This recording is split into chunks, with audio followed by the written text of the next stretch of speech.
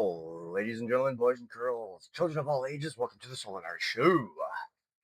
Should probably turn that down first. Okie doke. Wild Arms. No more Battletoads. No. We're not doing that anymore. Question is, it's been a little bit. Ooh, whoa, too loud.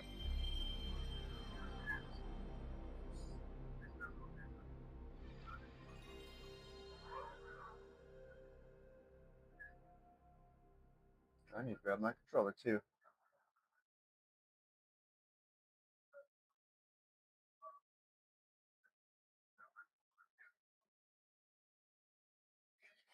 Turn that.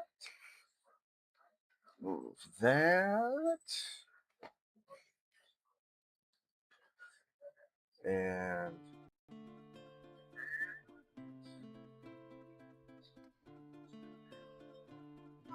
because I'm definitely going to need to look at the walkthrough just to remember where the hell I was. Okay. I wish I knew how to whistle still. Yeah. Or just stay like that then. Controller. Dun, dun, dun. Plug my speaker in. Turn it on. All right. Right. Oh, you know what?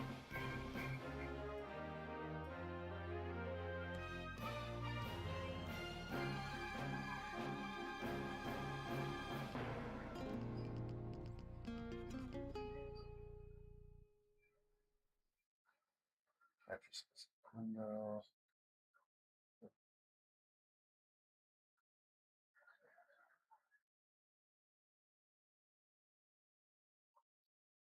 Where is it? There we go.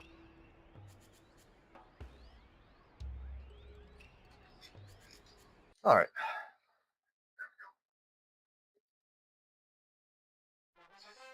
Well, how is everyone today?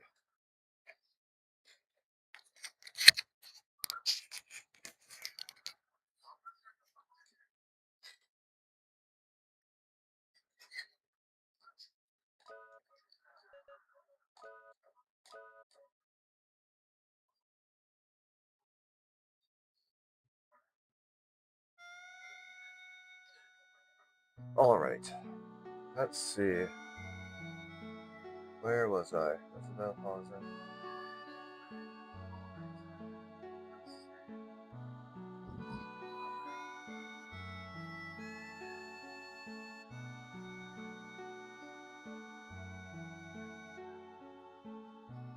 Rudy. Once you've put Rudy and Mariel to bed, you'll speak Benico. You arrive at the forest mound. Head south.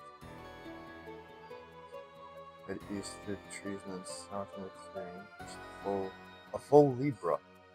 I don't even know what that means. Alright, now you are Batson. To reclaim the left hand, we need the life force. Guardian. To regulate its power, we need the illusion guardian. With both of these in place, we can finally apply the guardian trait to his left arm. Mariel and I will prep him for the operation. You warriors go and gather the two powers of the guardians. This is our last hope.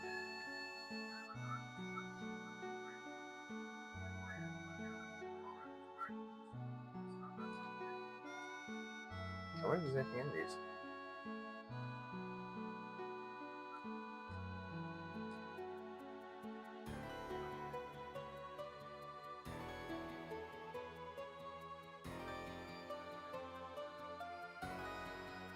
Alright. Now, you're Force Mound.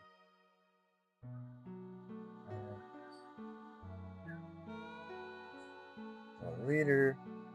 That was a he? Ariel comes in and mentions.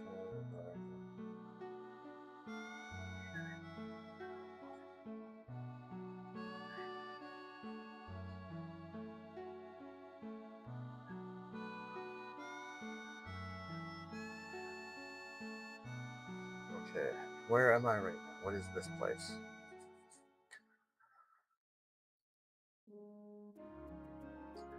Vassam's lab.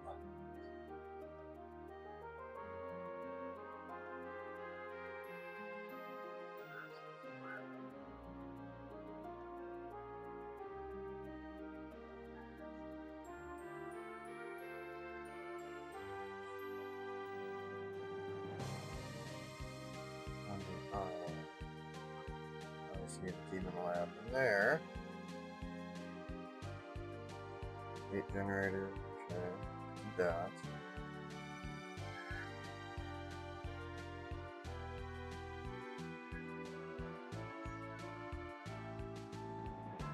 Maybe struggle.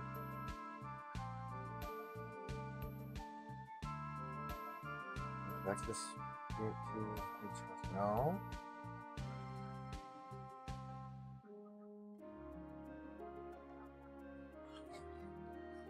Mm-hmm.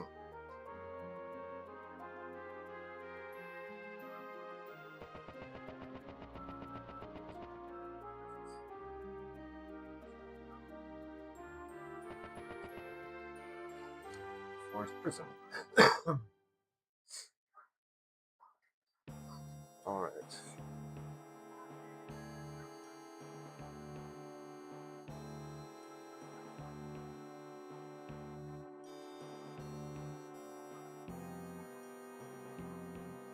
I think that's where I need to be. Wait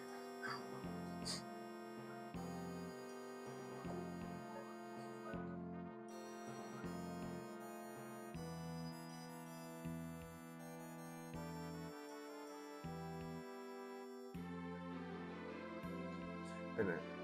Hold on. Are there enemies?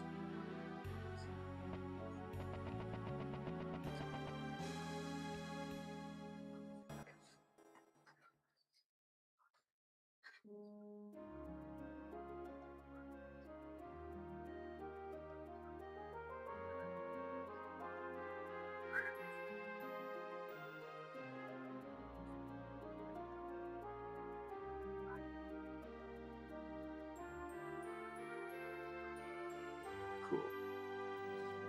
Getting all kinds of little bonus points on my own Twitch stream. Yay. Okay.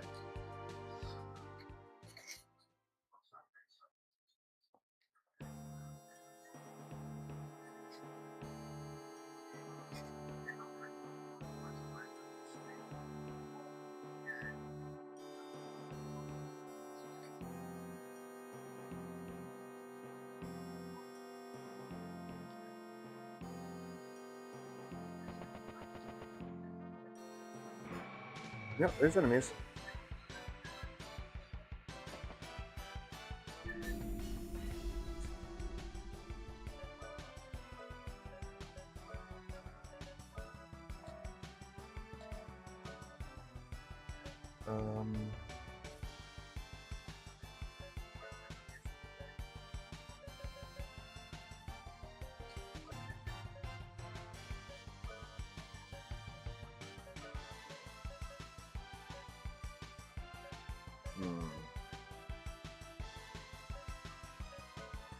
We'll try it.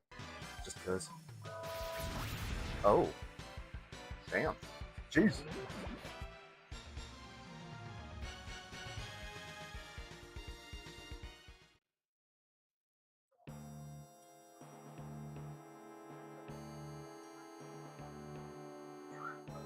No, let's go this way first.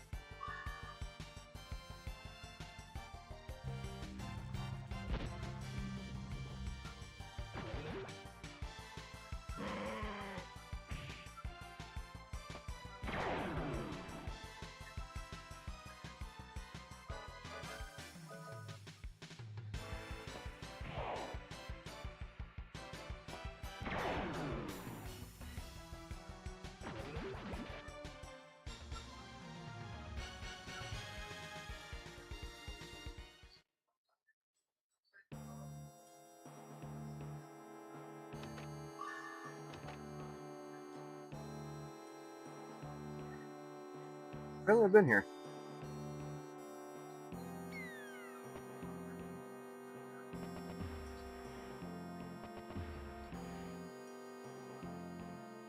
Mm.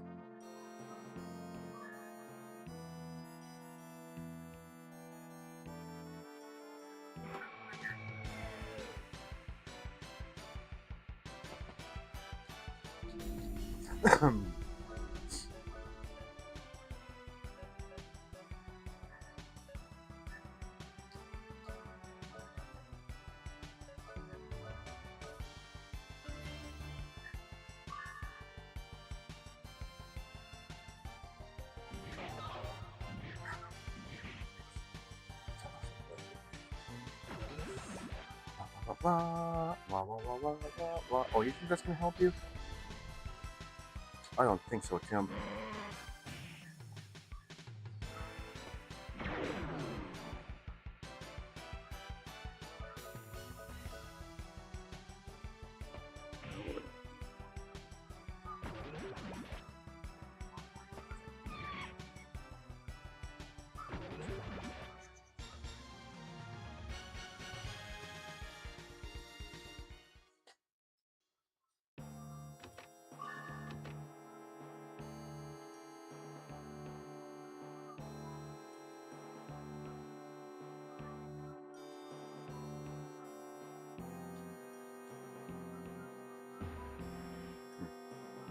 Oh, hey, what's up, 127?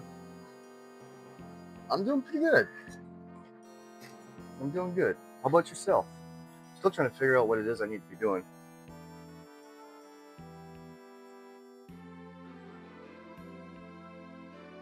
Oh.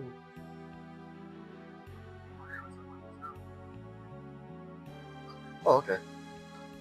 Oh, shit. I don't need to drop my push pin. Oh, God. Where the hell is it? Oh. That is the last thing I need to step on.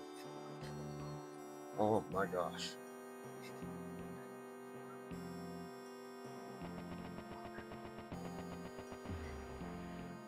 Let's get out of here.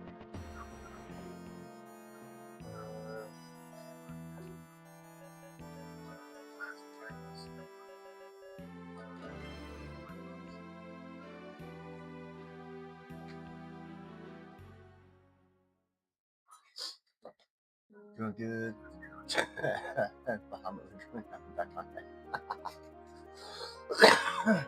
I'll find it eventually.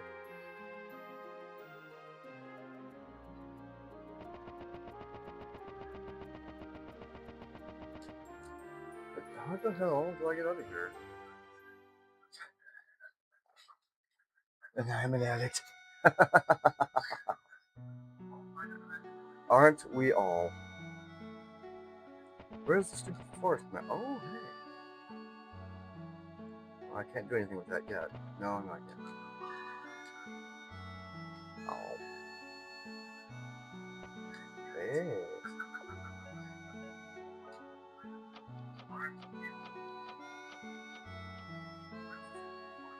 I need to get to the forest mound.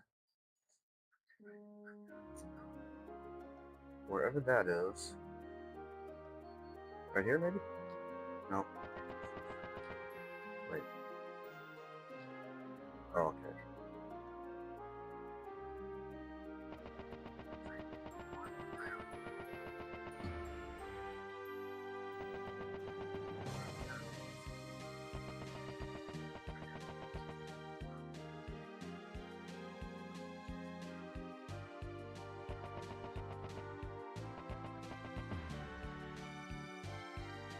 Forest prison.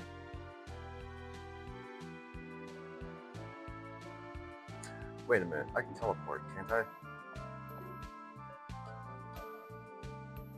Yep.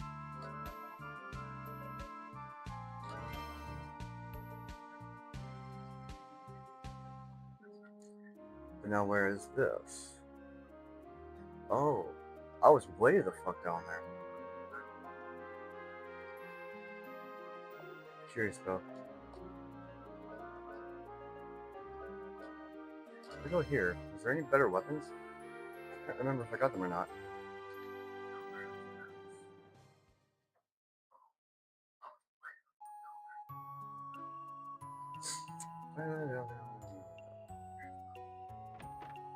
Ooh, I'm gonna whap you with a stick.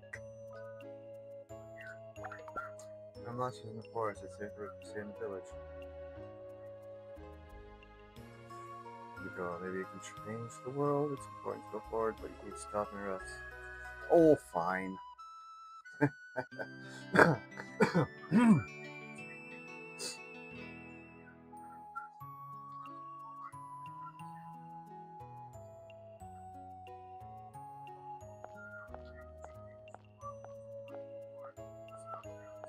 Sure.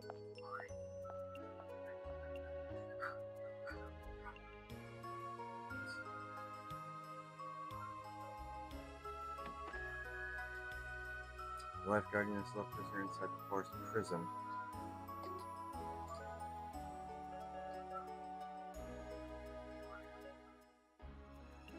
That'd be faster if I do it this way.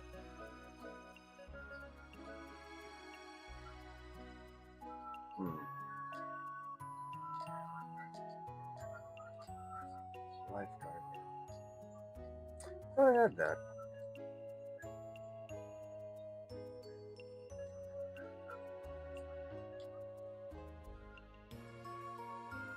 Water.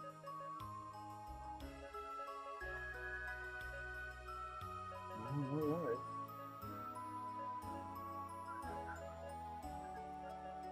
Oh. Didn't I get that?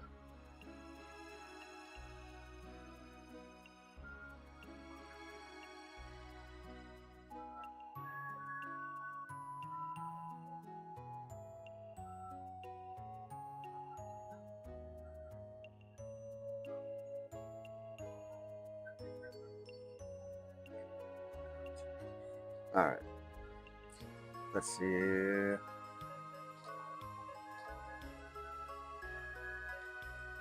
Yep, got that.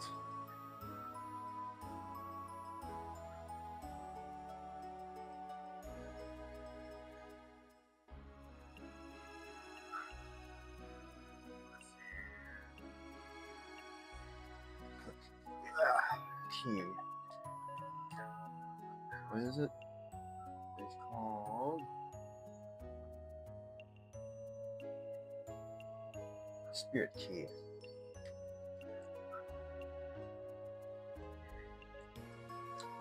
Oh, Libra. Okay, yes, I did get that.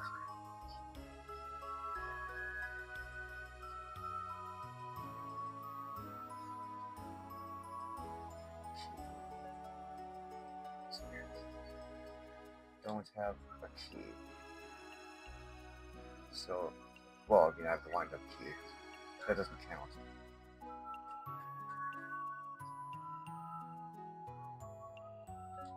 Alright. So I do have to go back there. Back into the spirit key and the chest.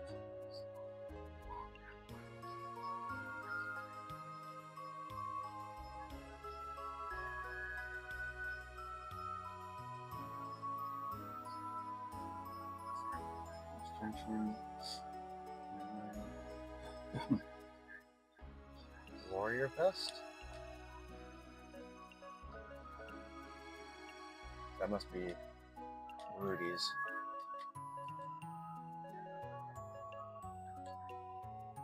Yeah, I gotta go back there. Damn it! Alright, whatever.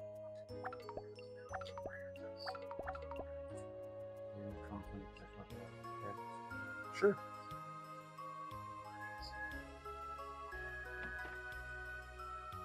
Forest prison is a prison for monsters built by the elves to trap the monsters who infiltrated the elves' world. They go in, but they don't come out. Not all the prisoners are monsters. The Guardian of Life is also trapped in there. I ask you to release the Guardian of Life used.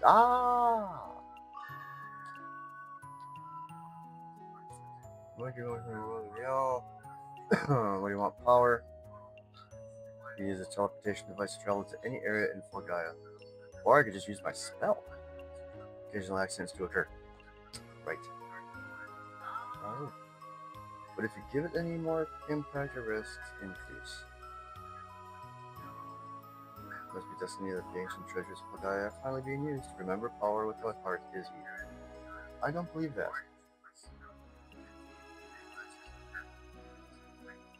Can I teleport from here? Nope.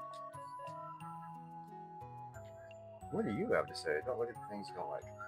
Really? That's how we live. What do you think? I think you're nuts. And perhaps a little stupid.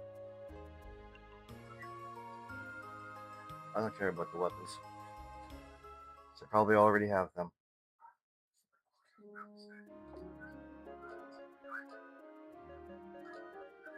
Damn it.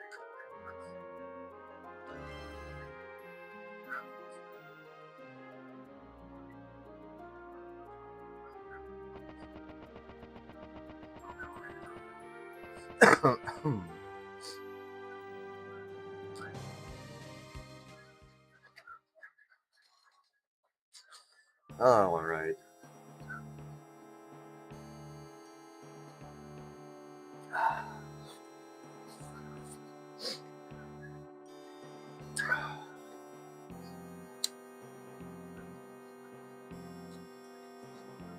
You know, I should really just go and get normal cigarettes when I stream.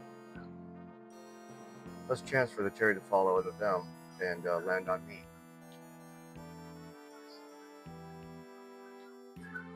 Alright, well, let's just wander around and see what happens.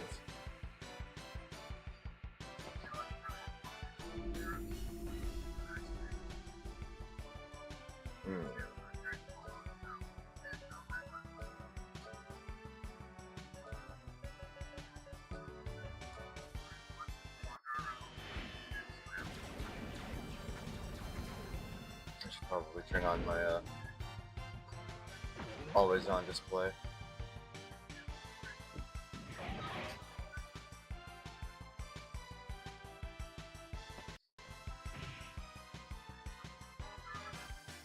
Hey, 127, do you have any Cinemark movie theaters in your area, or have you ever heard of it before? The movie theater chain. I don't know where the chain goes, but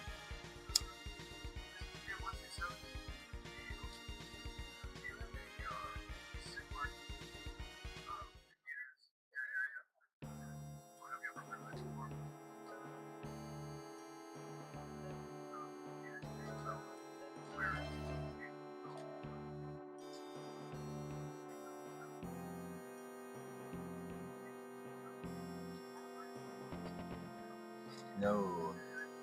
We have some other channels. I remember the name, but I know it's not that one. Oh, that sucks. They're doing a whole bunch of classic. Hello. They're doing a bunch of classic reruns. Like they're doing the classic Willy Wonka and the Maltese Falcon, which is probably my second favorite Humphrey Bogart movie. It's really cool.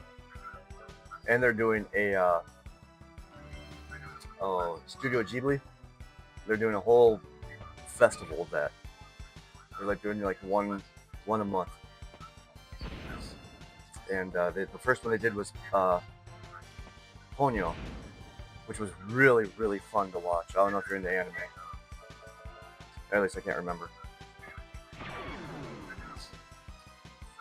Looked up, it says CEC Theater. Oh, that's yours? That's your local one?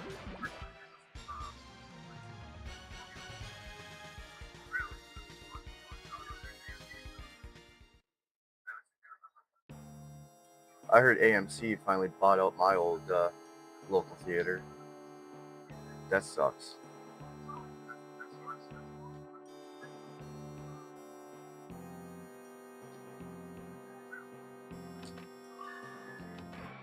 Can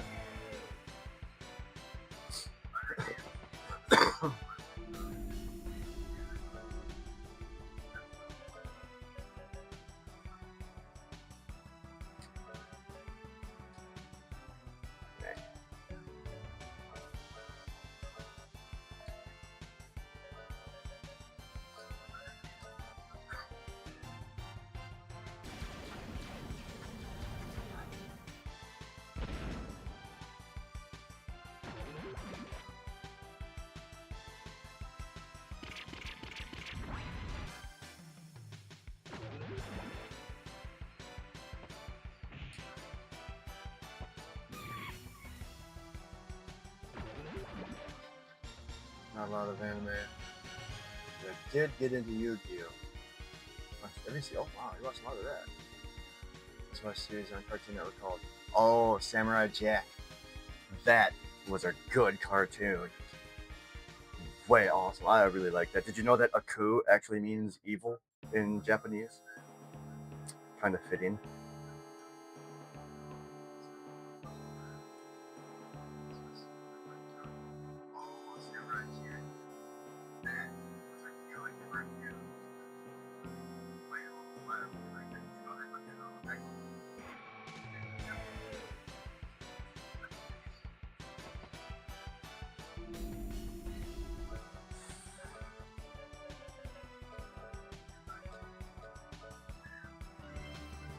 Learn something new every day. Oh, the anime Kill Bill? Yeah, that was really good. That was really good. How brutal, too. Mm. Alright.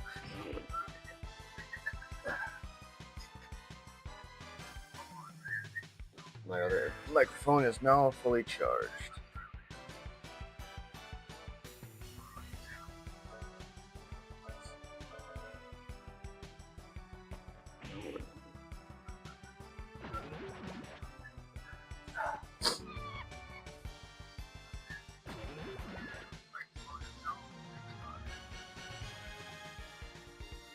I need to start going back and watching Clone Wars again. Kind of stopped watching that one for a few days and started something else. Shit, I'm lost.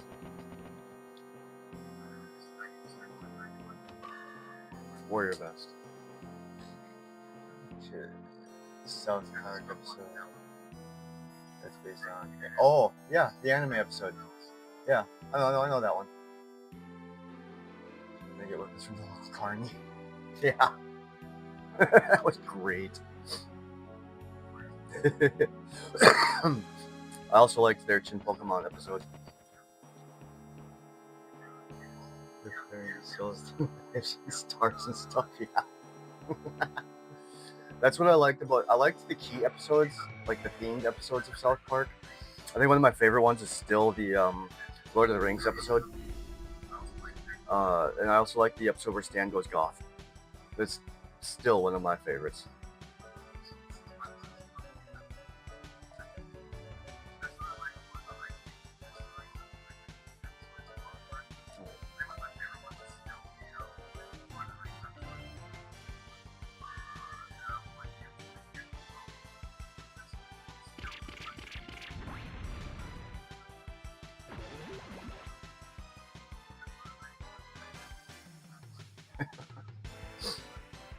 I need to go and look for them. I wonder. Let's check it out. Let's see what they've got on. See what Pirate Bay has to offer.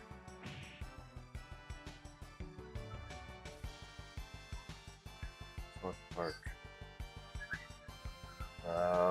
How would I form the parameter? Would it be like theme episodes?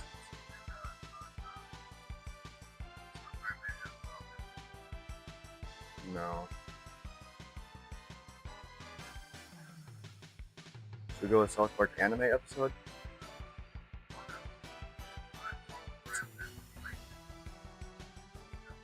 Let's just look up South. Oh, that. It might help if I said South Park instead of South Part.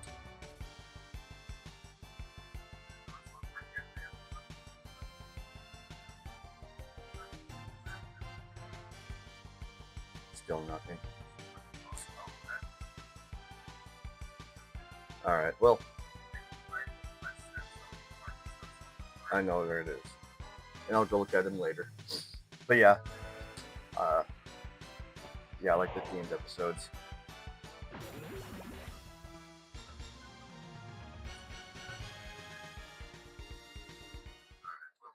What the one where the midget fights American? I'm down with the sickness. Oh my god, I think I remember that. I'm not sure. I'd have to go back and take a look. But that one sounds familiar.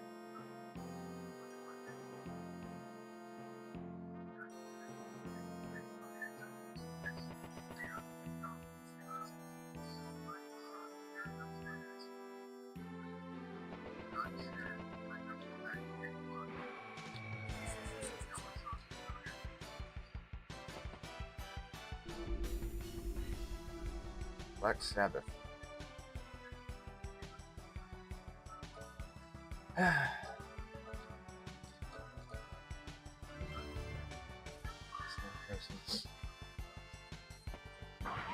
Like some counselor and Eric is driving crazy, so they need to do a fight. I think I have seen that one. I really think I have. But I just keep going back to Jimmy.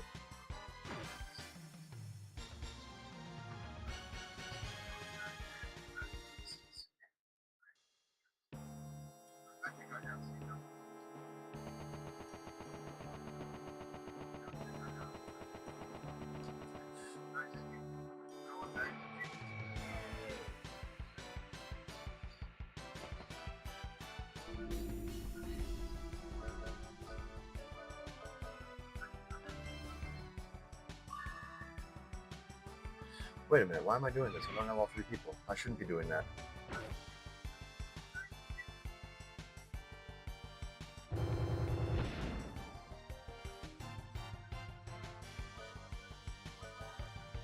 Wait a minute.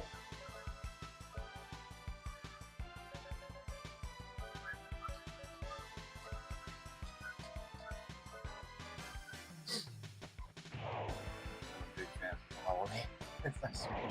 Yeah.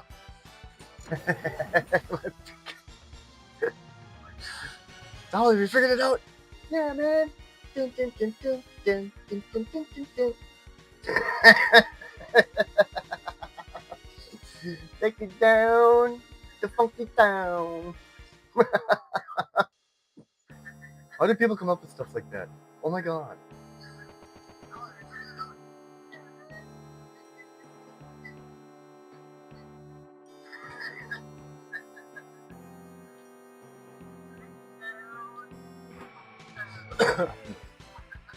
Yeah, that's a great episode. It was.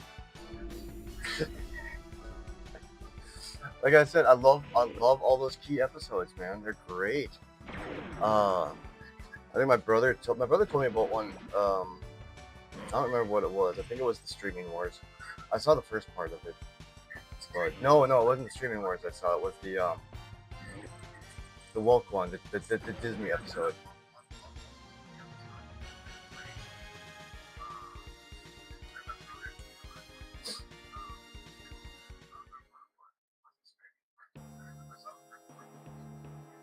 Streaming. What's up?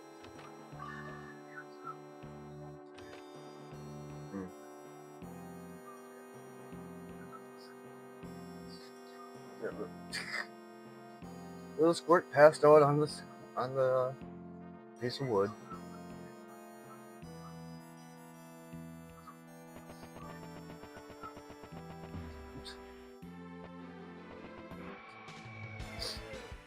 What the fuck is that? How is that gonna happen?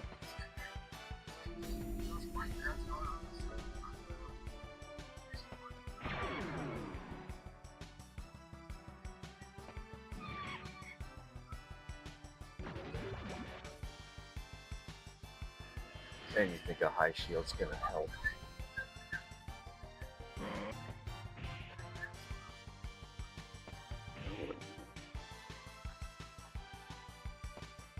Yeah, how much space do I have on my phone? I got enough. I'm gonna download me some South Park.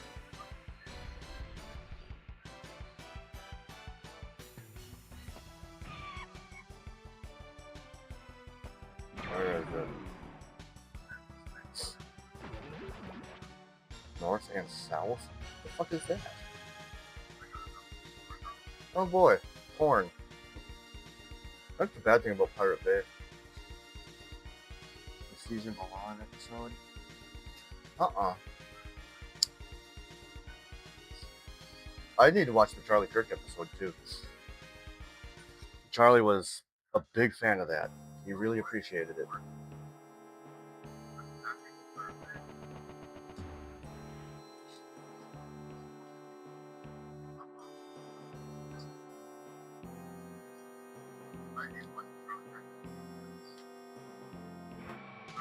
I'm so lost.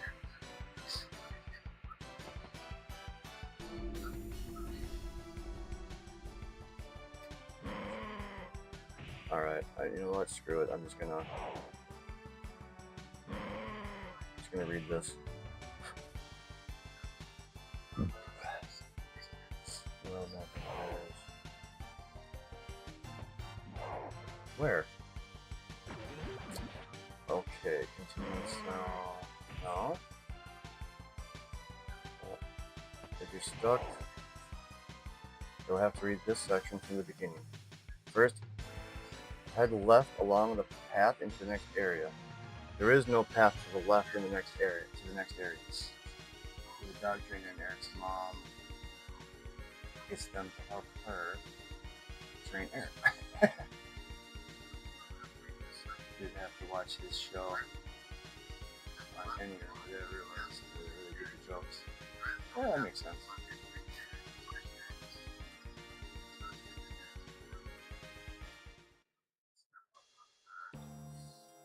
Oh, a friend of mine, South Park was his favorite show.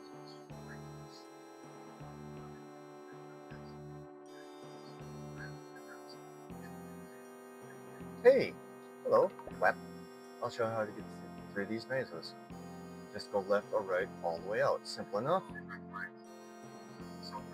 No. Not really. Just remember, 3 lefts don't make a right, right? You know, they say 2 rights don't make a wrong, but 3 lefts do.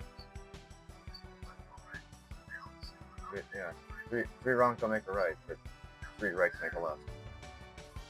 Yeah, that's what I meant to say.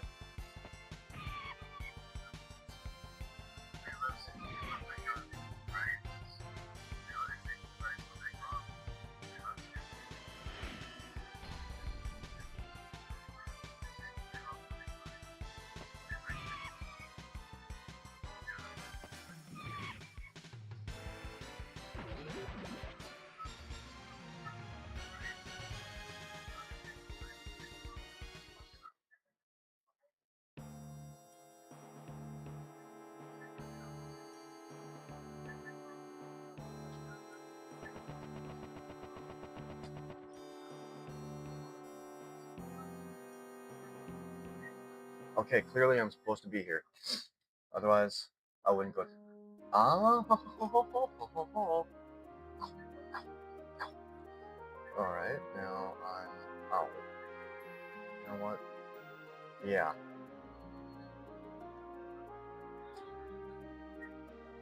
I think.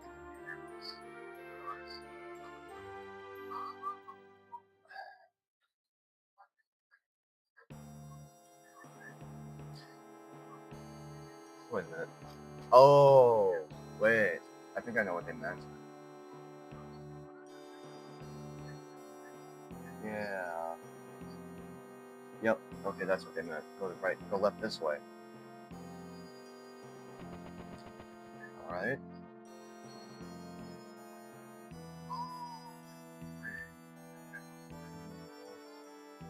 Top south. Top creature. Attempts to keep going left, right, or keep going to the left all the way through. I took the right path, but you can go either way and still make it through here. Continue south. Next area, construction, press map. Blah blah blah blah blah. Past the next 2 areas. Go back and use the spirit key. The mirage coat. What? I hate reading sometimes.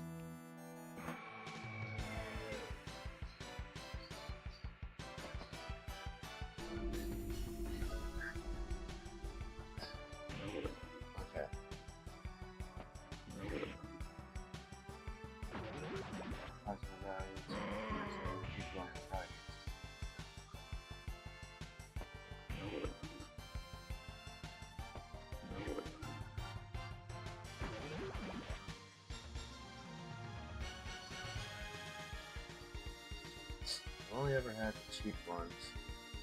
I never was really a fan. I don't like cigars. I like to inhale, and you can't do that with almost any cigar. And the ones you can aren't worth the fuck. Now, that being said, I was fortunate enough to have a few puffs of a real authentic Cuban cigar, and that was beautiful. It was so glorious. Oh, like, my God. Sample pack 5 that are in shrink wrap. They're supposed to be super fresh pot, like $50. They would be no. Just because they're $50, they're $10 a pop. No, that doesn't mean they're good.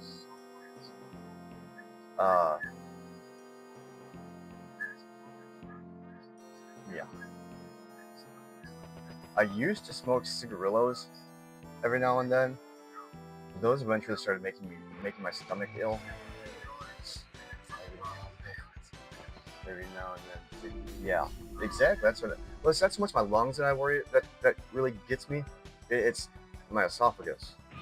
They're so harsh, and I hate the brown wrap.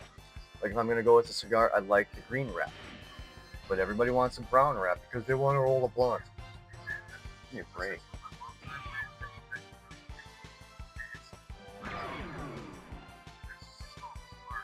Trade and mode of 100. Huh? 92 to 94. What does that mean? They run them out of 100 like a 1 to 100? Like a scale? Like a quality scale?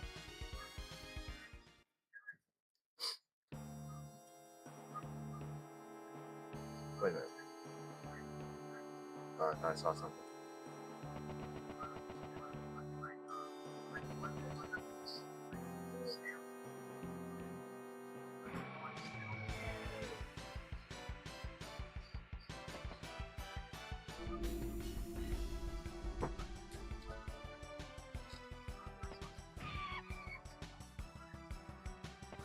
Yeah, close to 100 the better they are. 95 and upper premium like 100.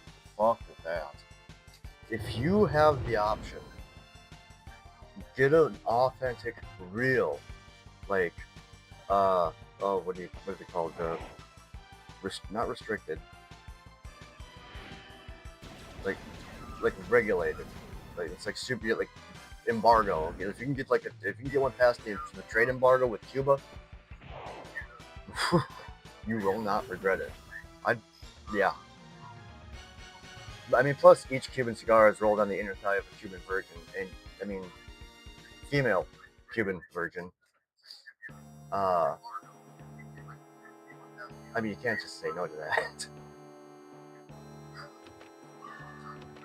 Okay, press breath. Oh shit. Oh. Okay, there's a crest graph in there. Ow.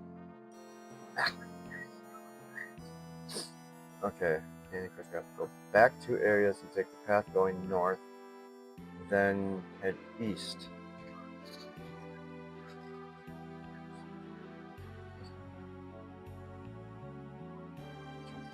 Okay, so crest graph. That's my previous. This was my previous area.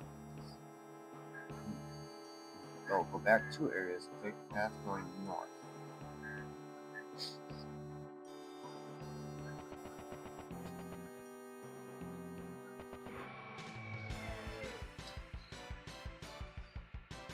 Big time cigarette smoker. Yeah, me too. Yeah. Fuck. I only bought these because a friend of mine has never been out shooting before. So we're going to go out to grab the pistol. When you say shooting, you mean like he's from the UK, he's never shot a gun. But okay. Yeah, I know exactly what you're talking about. I was thinking maybe like shooting rocks and like as the ammo for some reason. I don't know why. We're gonna give him a full American experience with semi-automatic rifles, pistols, and smoking cigars. Dude, you're missing something very American. Actually, two things: apple pie and burgers.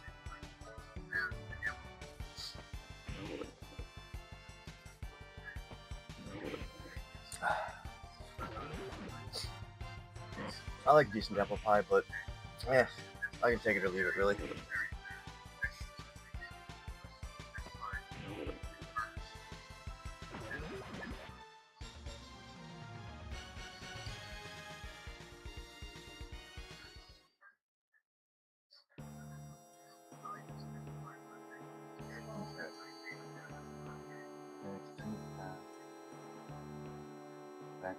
Okay, wait. Walk to the right and into the next area and keep going right until the path bends south, leading you to a chest containing a crest grab. Isn't that what this is? Okay. Now, something about... That's true. If I had my own property to shoot on, yeah, I would also be sipping a beer. I believe that's American as well. Very much.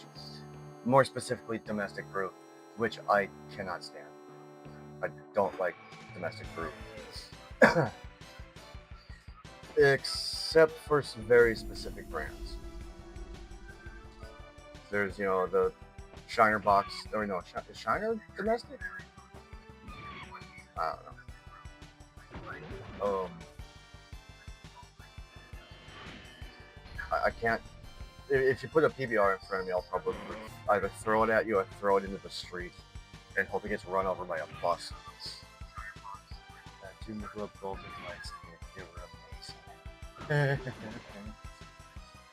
Michelobs aren't bad. Like, as far as like domestic brews go, a Michelob is pretty high up there.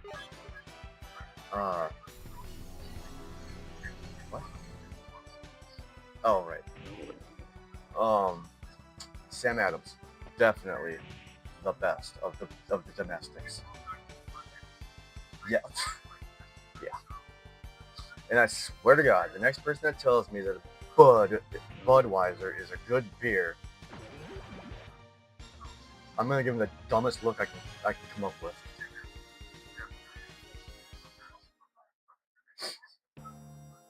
Okay, this is easy.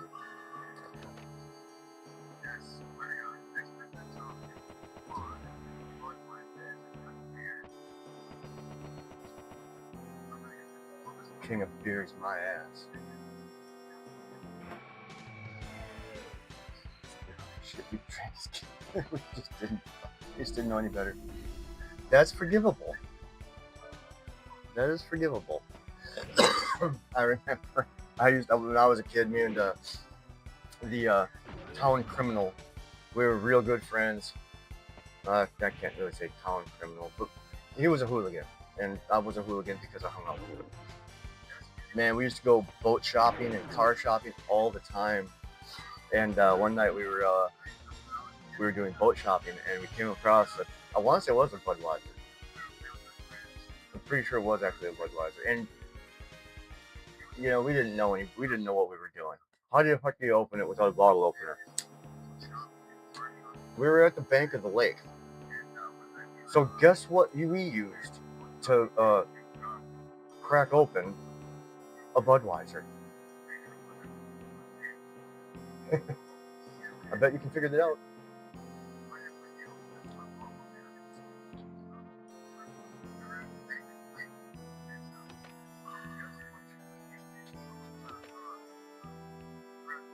Yeah.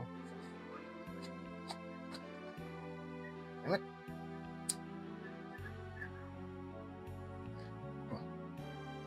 Okay, now let's go this way.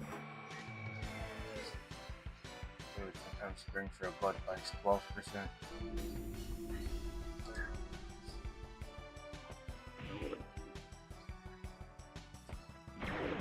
Like 12%, I think. You can get really good at drinking root beer barrels. Oh god, I love root beer barrels. You'll fill the glass with Bud Ice. Shot glass. Root beer schnapps. Yep. Yeah. Oh, oh, dude, I've done a lot of root beer barrels in my day. I'm 44 years old. I've drank a lot.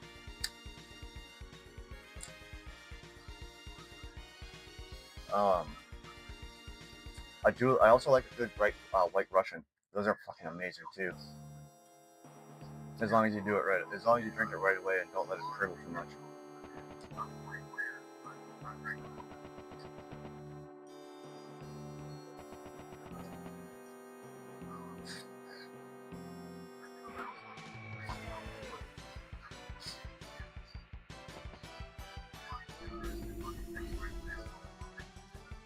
This is pissing me off. Not really.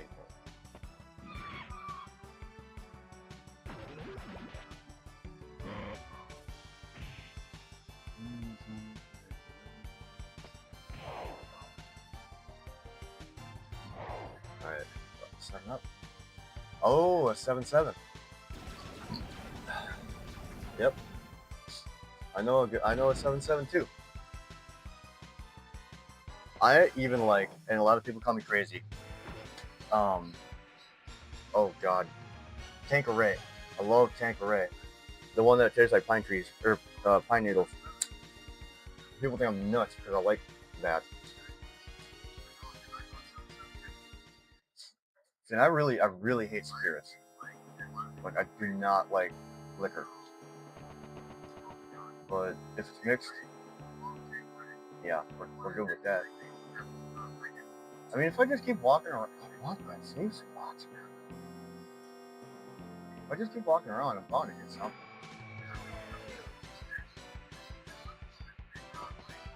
Fucking slog. I'm getting tired of fighting.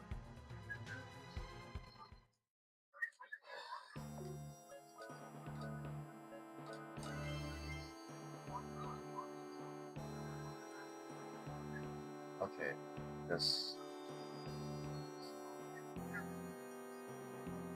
gin, that's what it is. Gin. Yeah.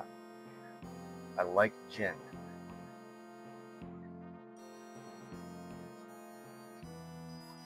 Is there a difference between gin and slow gin? Oh, I see what you're saying. Fuck slow gin. I betcha. Oh, no, I don't want to leave. But I did want to go invisible.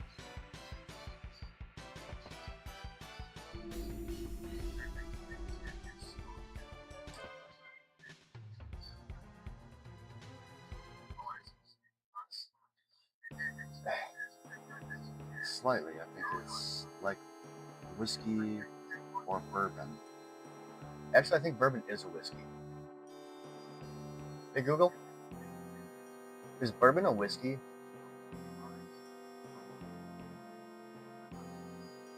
Yes, bourbon is a specific type of whiskey, made primarily from corn and aged in charred new oak barrels.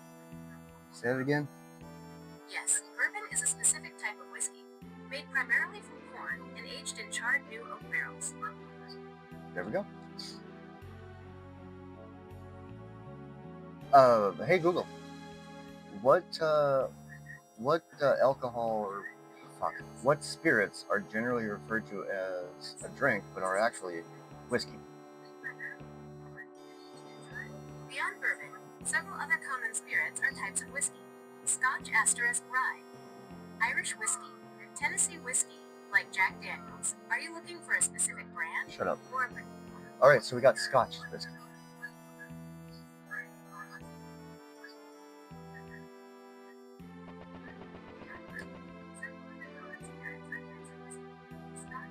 There it is!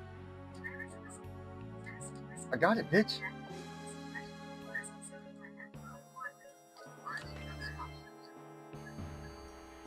Woohoo! Where are you going? Over there, I guess. I've never been a Scotch fan either. I have drank brandy and enjoyed it. So when I think brandy, I think like bougie rich people. Not even rich people, just bougie rich people. Drinking their brandies and their Manhattans. I've had a Manhattan. Gross.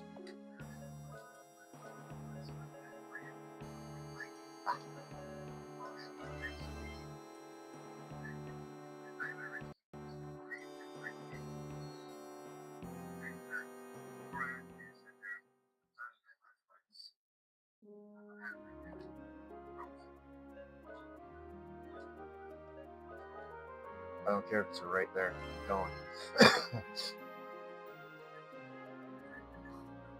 Okay, now. Wait a minute. Let me see something. Am I missing something?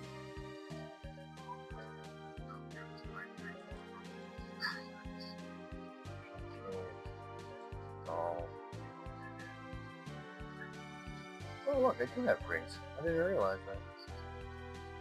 Where is... Whatever.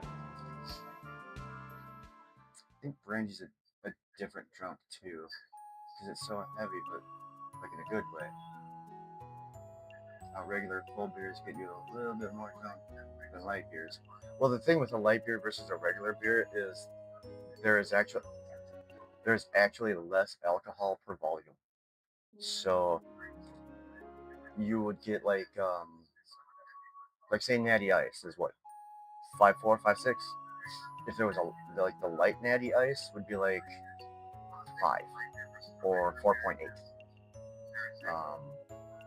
There's actually quite a big difference. Now I have heard people say that there are different types of drunk with different spirits, with different liquors. Which I totally believe, because some people are violent drunks when they drink oh, what's that shit? Not Jaeger, but real Jaeger, yes. What am I thinking? It's Mexican. It's not mezcal, but I have had mezcal, and I did eat the worm. It was glorious, and I would eat them again.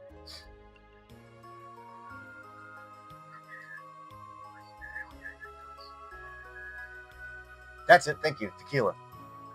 I've heard people get way sauced on tequila. I mean, it's not called 1 tequila, 2 tequila, 3 tequila floor for no reason.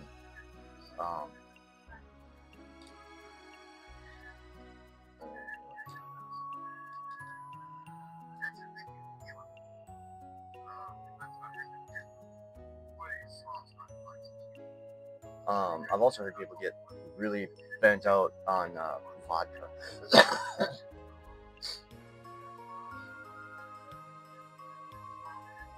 This has changed. The humans are visiting our village? Yeah, we are.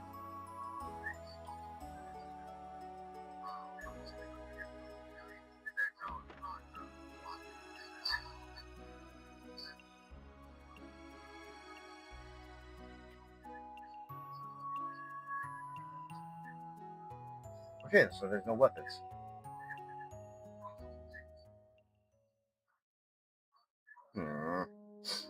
Well, I've got that then.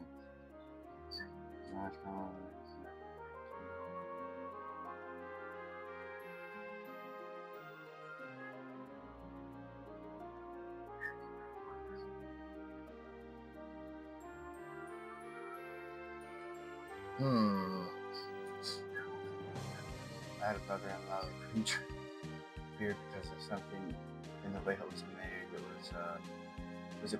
Gluten? Okay. So we drink whiskey. It's all like Jack Daniels. Can't drink with. Yeah, there it is. Yeah, see, whiskey will do it too. There's a country song. 1 beer, 1 bourbon, 1 something. Actually, I think it was all hard liquor. And the thing is, like, all of them were like whiskey. Apparently, I need to go back here.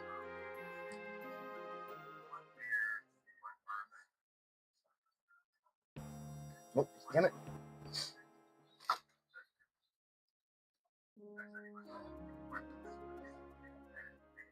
How does that make sense? I'm going down, now I must go up.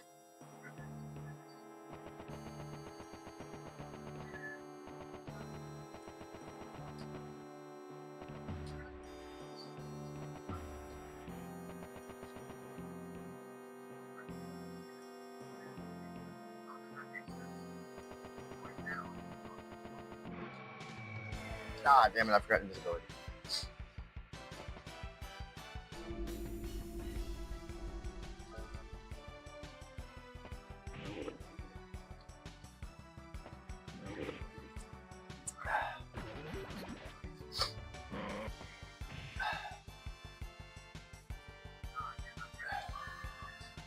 Man, I kind of want to do some, like, React videos. Everyone always says how cheap it is. It's just cheese content, but it can be fun. I'll watch that. I like to watch it, like, I like watching Zach and Charlie reaction videos. Those are fucking hilarious. But I don't think that's really my forte. I'd like to. Problem is I'd probably do like reactions to reactions. Isn't this where I was?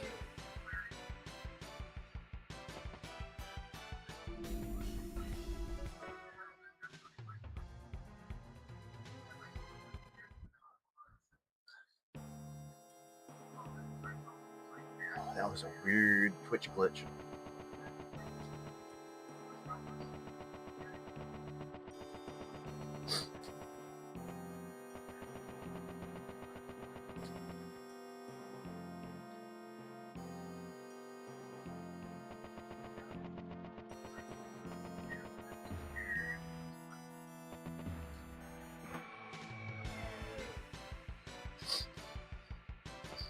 Just do a segment before you play a new game where you watch speedrun. Ooh.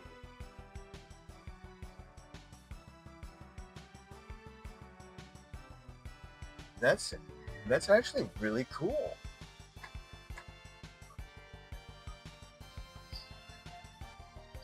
Yeah. Like I could watch a random speedrunner. Excuse me. I'd record the video, then post it, and then later maybe do a live. That could work. That could be a new style. You might have something there.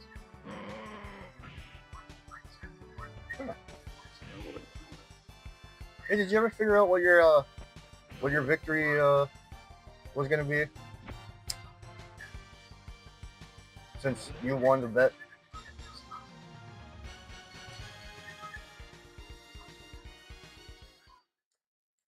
I can't remember. Sky's the limit, buddy. That is true. That is true.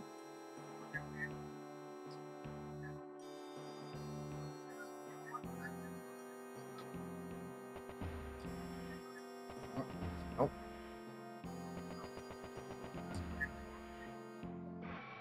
Damn it. But I think it would have to be like a legit speed run. Not like Unbeatable, not like the Unbeatable series that Pooh Bear does. That is something I would have to like. I would actually have, I think I would, if I were going to do that, I would actually have to rip the video straight off of YouTube, react to it, clip it, post it. That would take a while. That would take a long while. You're playing these games and tracking time, taking time out of your day to record them. Oh, I can see. I was just going to join. Oh! Stop. Cut it out. Stop it. Come on. If you need the link, I'll be happy to give you one. No.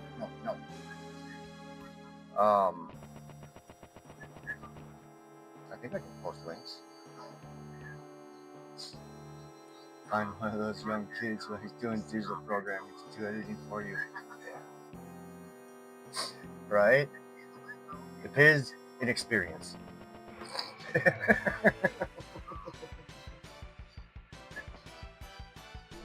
Kind of like in Jason X. They don't care about the money. They're all they need are grades.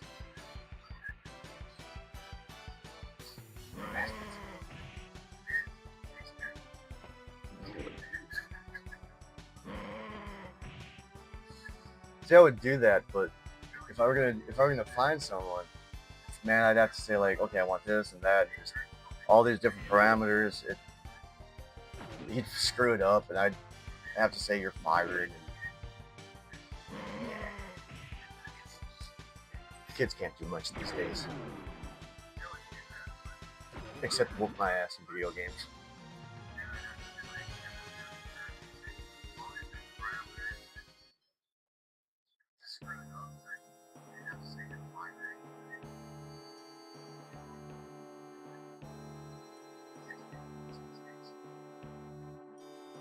Ooh, wait, no, right? Damn it.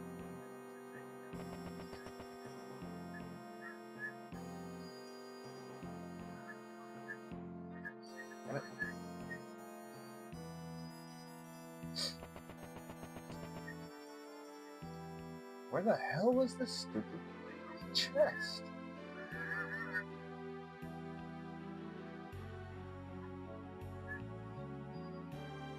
Well, it's fine. If you are the person you would want to be led by when you were younger, people will flock to you. That is very true. That is very true. I've come to that conclusion a lot myself over the years. But you really can't argue with it. If you want it done right, just do it your damn self.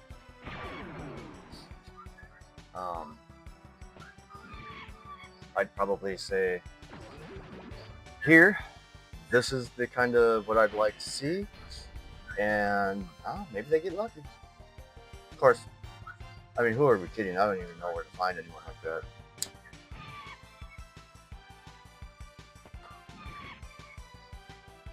I could, in theory. I mean, I do know other content creators, and I'm sure they'd be willing to give me a pointer or two, or at least a direction. Something to think about. Definitely something to think about.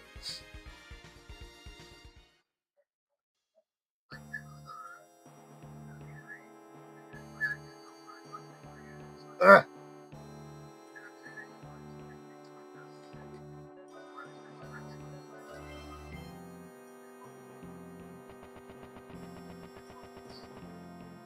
See, I know I was going some way this way.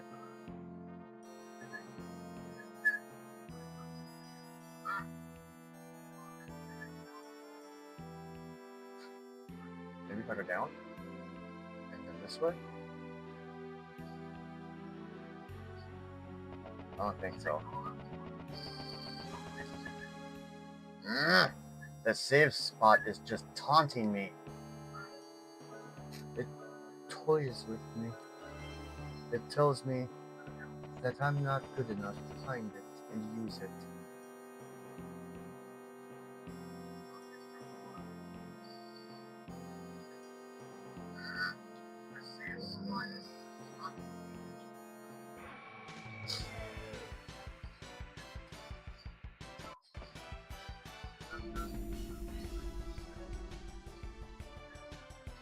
Yeah, sure.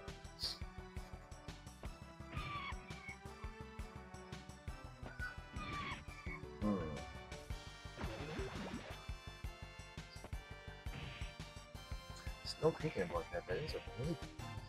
Man, you got my brain just you got them wheels a turning.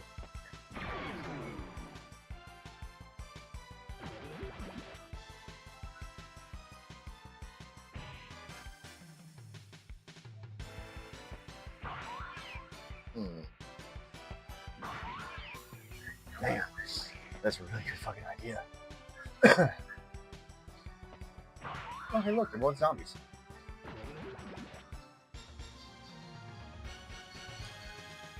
Da, da, da.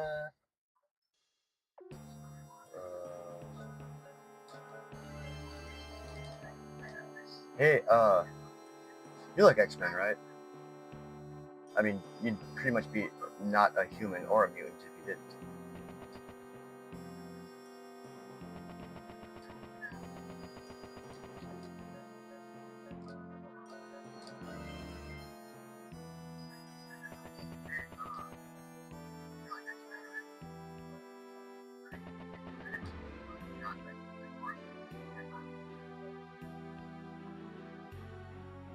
Map this again. I feel like I should map this out. This is irritating. I mean, the Lost Woods ain't got shit on this.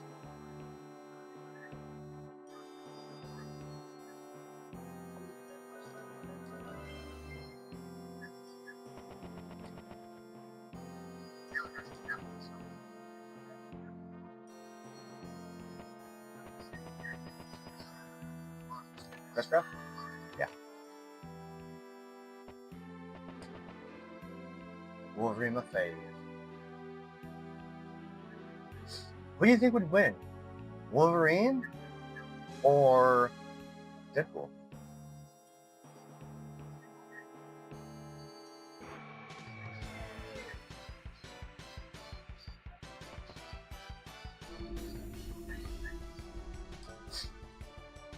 Oh shit.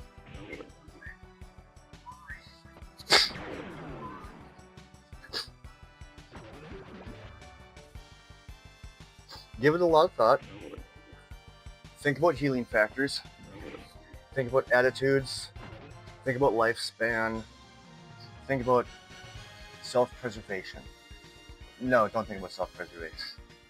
Neither of them care.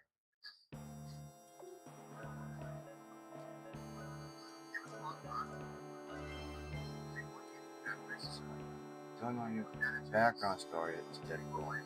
Feel free to fill me in if you don't mind. I'm not like super backstory heavy on Deadpool. I'm basically going off the movies, and his healing factor, while very good, only keeps him alive because of the dead cells that the whatever it is that he's got doesn't keep them from doing whatever it is that they do to die.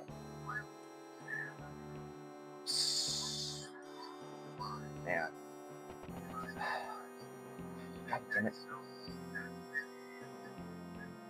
So that being said, I mean, they're basically on par with healing factor, except they function differently. Whereas one just keeps them alive by replacing the dead cells.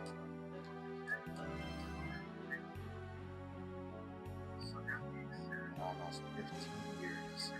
Gosh. You need to catch up. You did see Deadpool 3, right? You had to enjoy it. Oh god, yeah. Oh god, yeah. If you haven't seen Deadpool and Wolverine, you really, really need to, because the humor alone is worth the price of admission.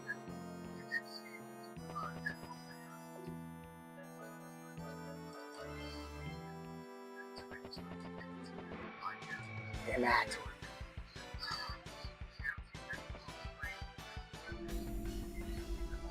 You haven't seen any Deadpool movies? Brother! Alright, check this out. Now, I had Dandy specifically add a voice channel so I could stream movies on his server. So if you do join, we're watching Deadpool. All 3 of them motherfuckers. They're great, dude. I'm such a Ryan Reynolds fan. He is so funny.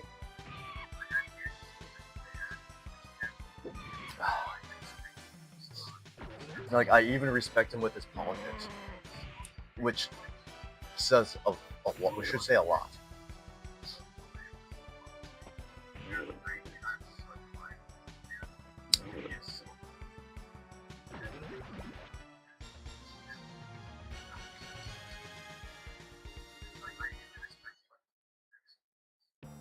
I love Ryan Reynolds in the first movie. And so the first movie you saw him in. And he keeps funking tall. Oh! Van Wilder. Yeah. There was a second one with Kel Penn. Van Wilder 2, The Rise of the Taj. Haven't seen that one. Don't really want to.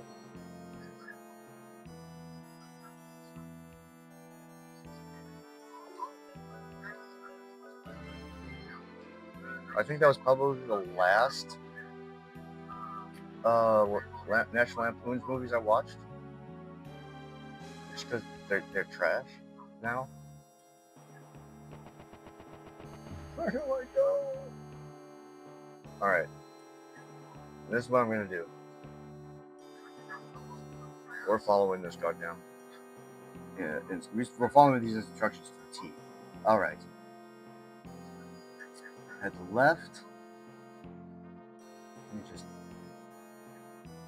First head left along the path. Okay. Damn it! I forgot the invisibility. I've had this guy for long. It's like a background ad. It's hilarious.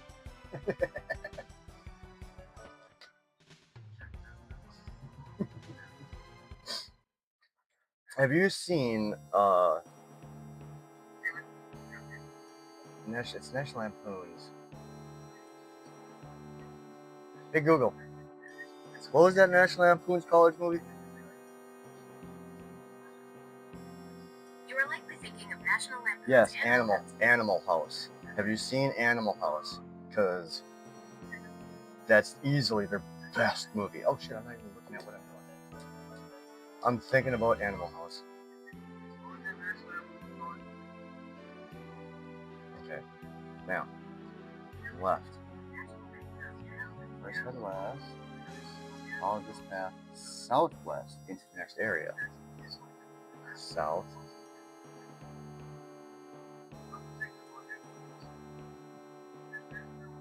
$45. So you know. Oh, excuse me. Alright.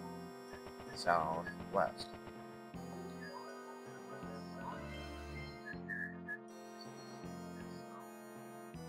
Alright. West. So if I go south over here? Okay. Southwest. The next area. No. Next area. Walk south and use Cecilia's launch pad for creature. Damn it, that's what I. Okay. So yeah, keep going right. Okay, continue south into the next area. Oh, I'm going the wrong way.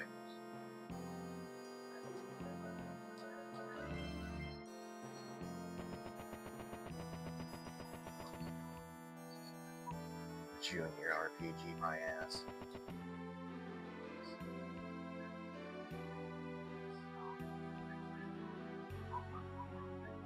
Okay.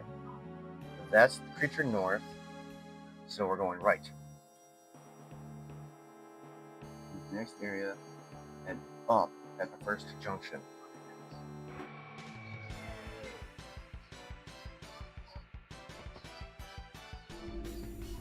So I don't consider this cheating because Danny gets help from Ben all the time. That's my excuse.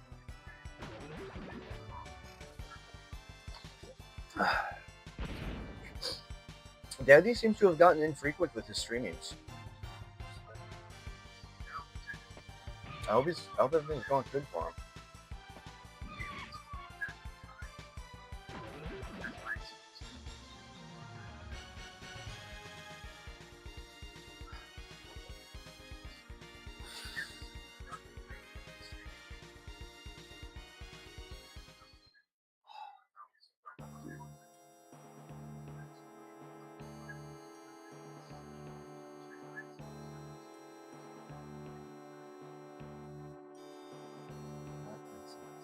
Oh, really?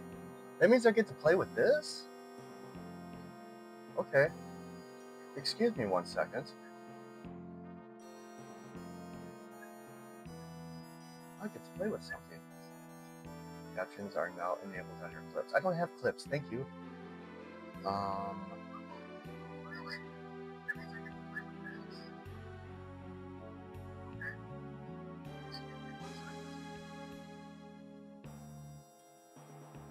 Why is this not working? Oh, yeah, I should probably do that. Reload it. Okay.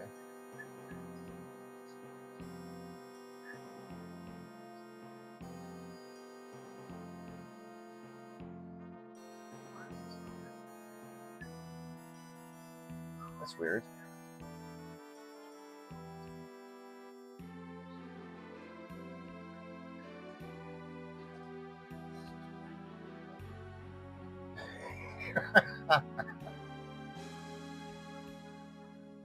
Sorry, I'm kind of messing with like my Twitch thing. I need to go back and edit the keywords again. Stream Boost coming back.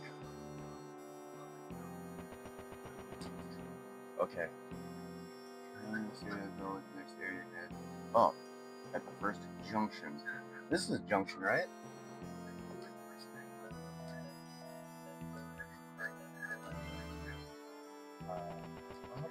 Okay. Get the crest graph in the chest and return to the previous area. Head to the right.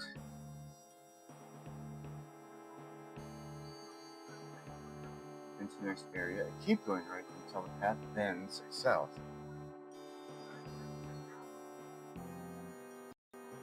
Does that bend south?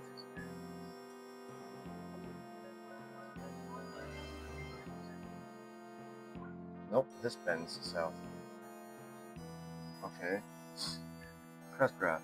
Go back to areas. Son of a bitch.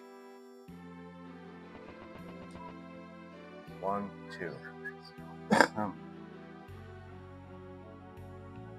back to areas. Take the path going north.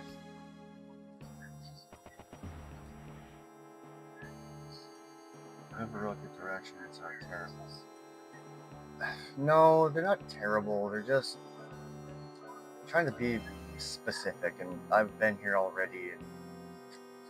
And it's my mistake. It's my issue. It's not. I don't blame the guy. I can't. Meet up. And go to the right next junction. Go back. Wait. Continue up the path and go right at the next junction. This is the junction, go right. There should be a crest graph that I got. I couldn't have gotten it.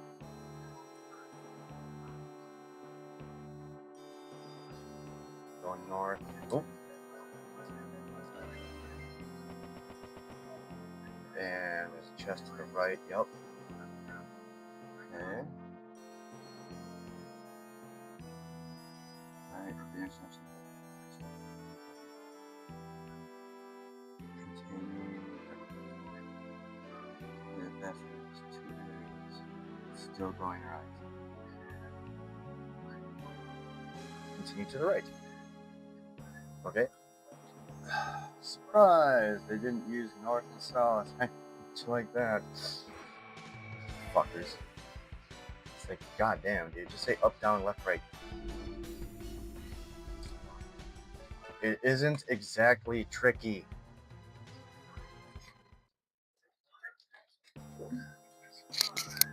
Gosh.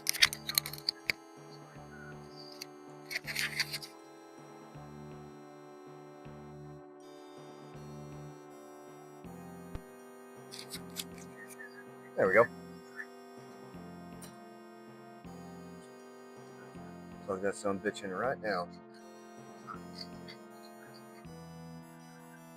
There. Right.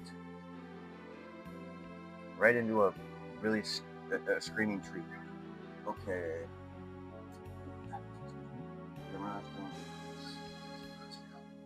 Still going right. South at the end.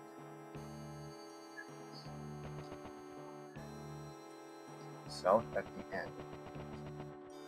Okay. Wait. That's not gonna help me.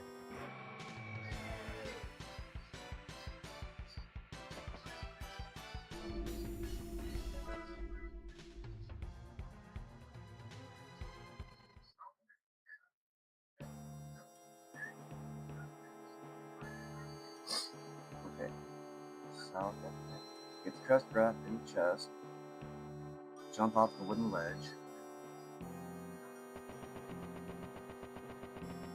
What wooden ledge? Prairie coat in the chest to the left. And then continue to the... What the fuck? Okay, sorry, I'm hot. I forgot to tell you. Your camera has been on this whole stuff. Oh my god! That's actually, it's not a bad thing.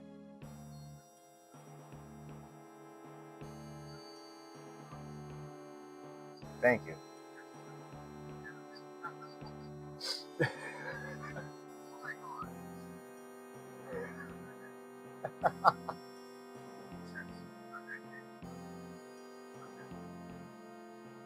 I mean, really, mostly about what you're going to see is me doing this for the moment. Okay. Mirage Code. What the fuck are you talking about? Jumping off what fucking...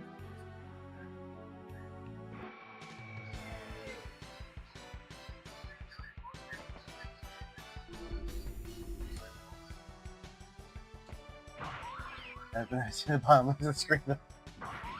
Dude, oh, come on, dude. You can totally see that. You're missing what? 50 pixels?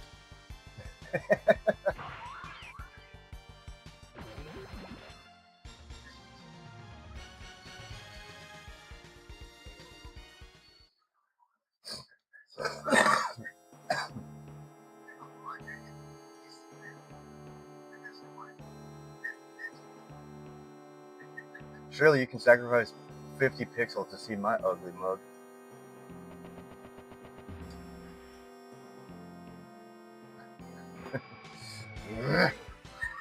Okay. Okay. Why is this? Give me the Lost Woods any day. Yeah, start low, isn't it? Especially when you start trying to run chat. Well, it doesn't. See, this is what I have to deal with. Let me show you something. This is how I monitor my chat. Okay.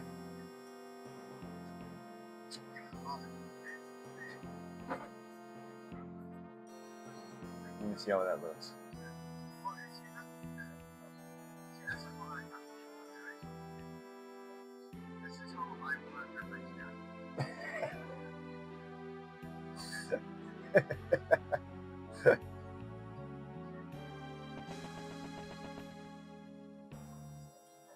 All right, I'm looking for something I can jump off.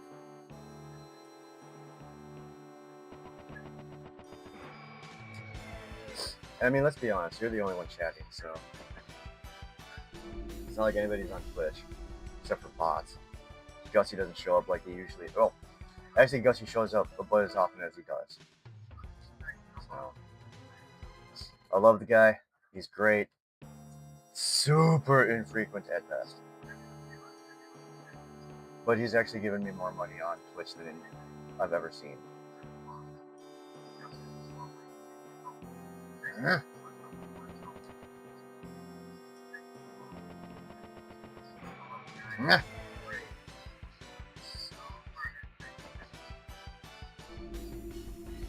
just don't care. I'm trying to find a ledge to jump off.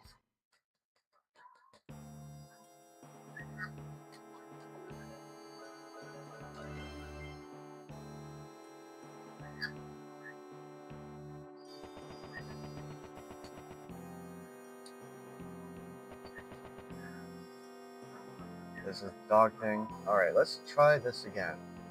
Going right. Okay.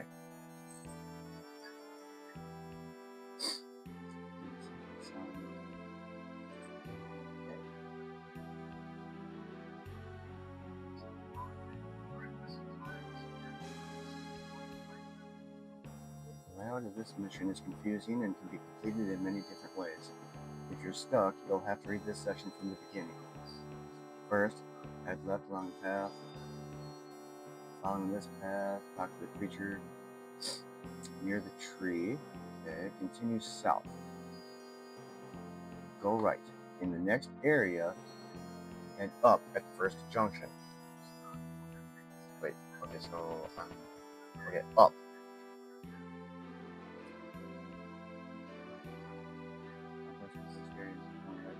Then south. Get it?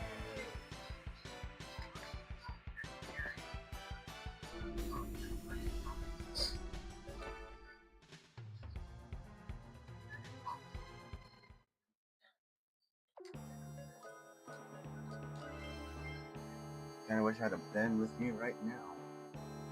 Not right now. Ben.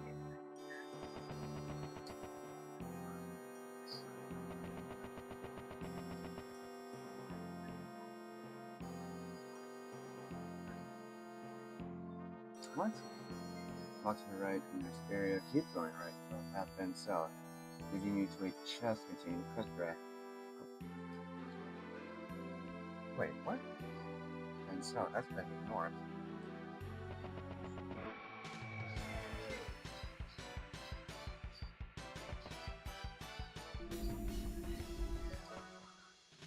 Oh my god.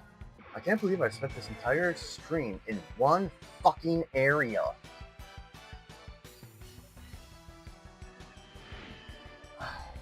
God.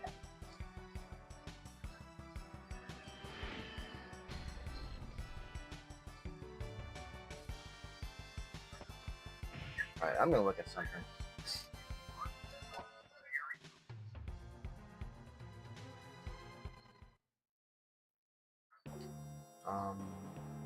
Yeah.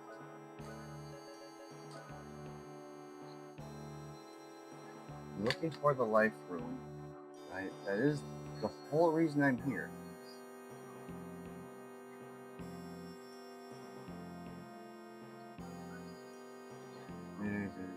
Technology, agile apple, sunbird hat, blue ribbon, don't crap about any of this crap. Before you leave, get the spirit key. Got that. The life guardian. And that's all of these guys.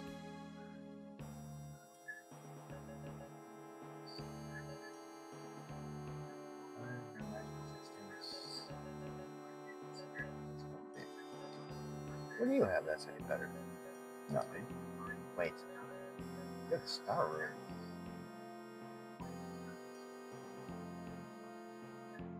Sure, why not? Alright.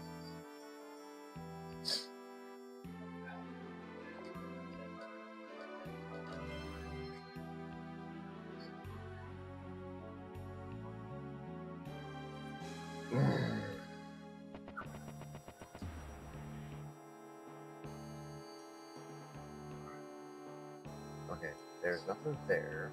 Oh, hey! That's what I needed to jump off. Alright.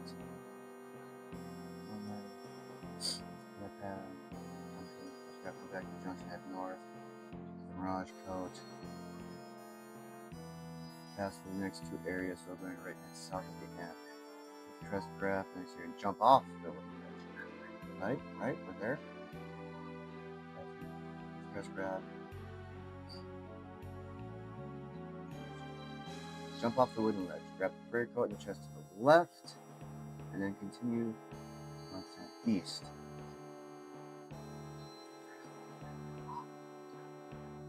Alright. Walk north at the end of, walk north at the next junction.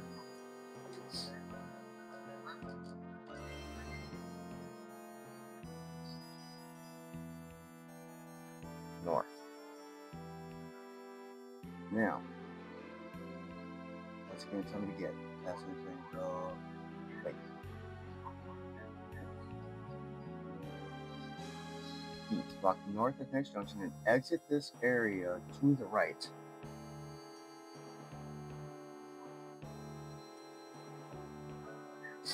Okay. To the right, pass through this area and go south in the next area. That's safe point.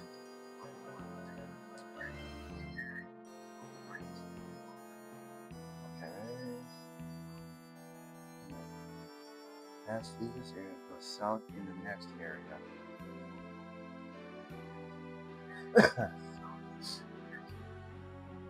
Small stair set, continue to the left, and get to that goddamn save point. God damn it. Okay. Fuck you. Oh! I saw something I didn't see last time because I was focused on the big fucking chest. There's another big fucking chest.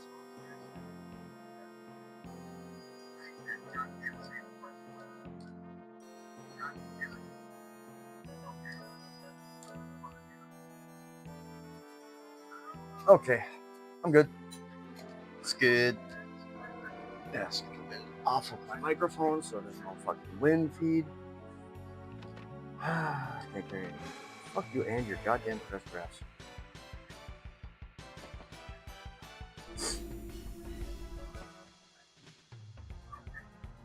Starting to think maybe I should get a few levels just to make this fucking pointlessly easy.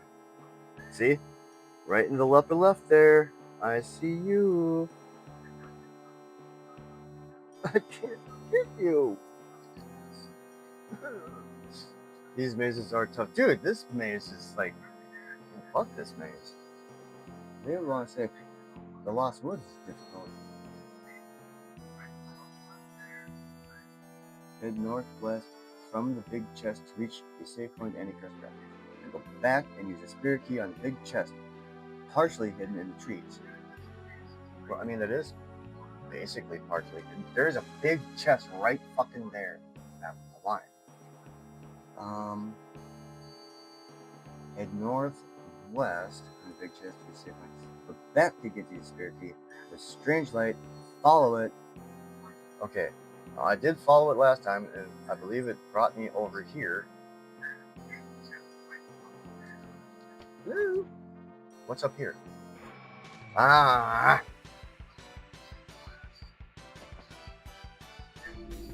Go away.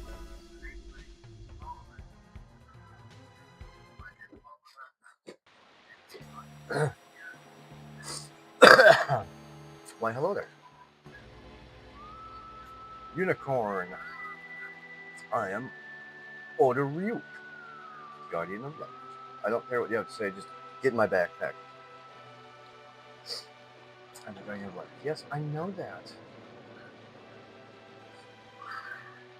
Life Rune acquired. Get me the fuck out of here.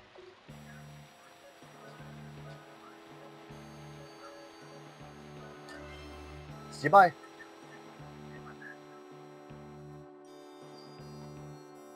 Okay.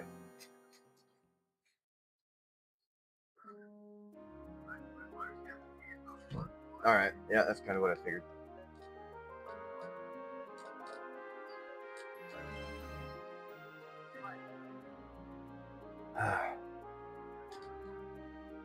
What a pain in the ass. Junior RPG.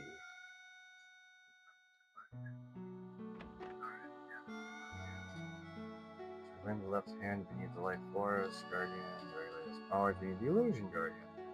With both of these in place, we can finally apply the Guardian blade to his left arm. Marilyn and I will prep him for the operation. The warriors can go gather blah blah blah. You can go and gather something, I'll tell you what. Oh, excuse me. This is our last hope. What's up here?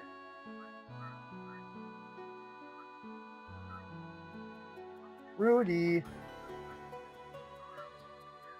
We'll get your arm fixed up. Hang in there. I've heard of a library that contains every magic book ever written. The Abbey. Dilla Metallica! All I can do is use herbs.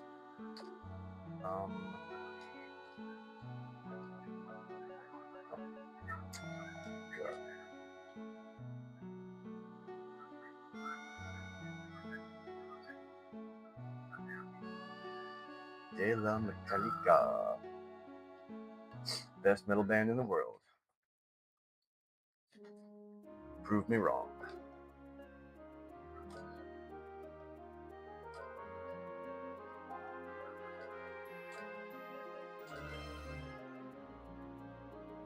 I got it. I got it. I got it. I got it. I got it. Now we go to the stupid Abbey.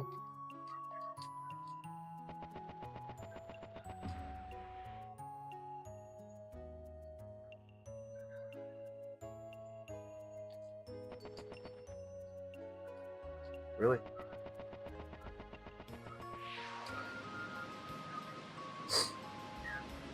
I got it. I got it. Giggity, giggity, giggity.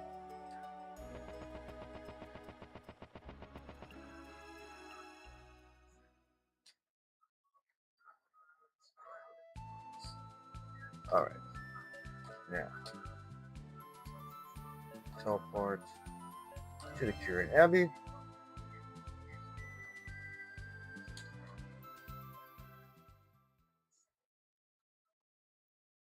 Find a safe spot. What do you got to say, bitch? Good to sharpen the mind. Oh, no, blah, blah, blah, blah. Search for knowledge. Okay. Don't worry, I will.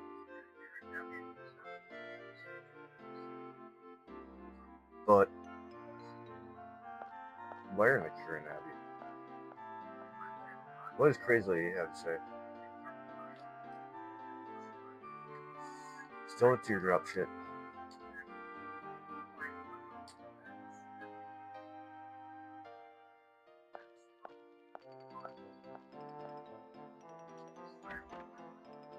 Nah, I don't care about what you have to say. What about you? Let's follow the mysteries. When you name your spell.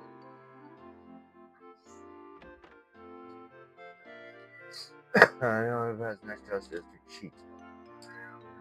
I'm good at that. There are many alumni that have pursued their craft even further, and makes must study in solitude to learn the forbidden spells. Yep, learned them, got them. Still don't care. Yeah, I remember you. Stars aren't smiling upon me.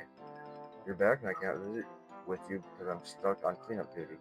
Aw, poor baby.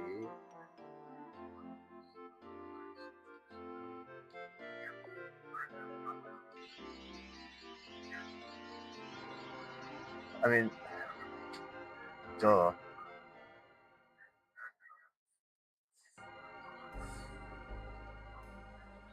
Where this takes me, I don't remember.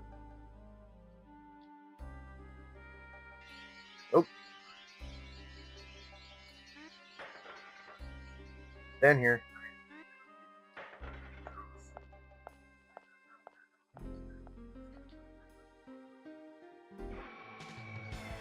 Definitely been here.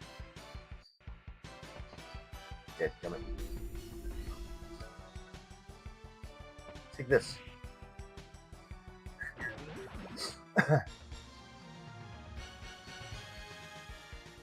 Definitely been here.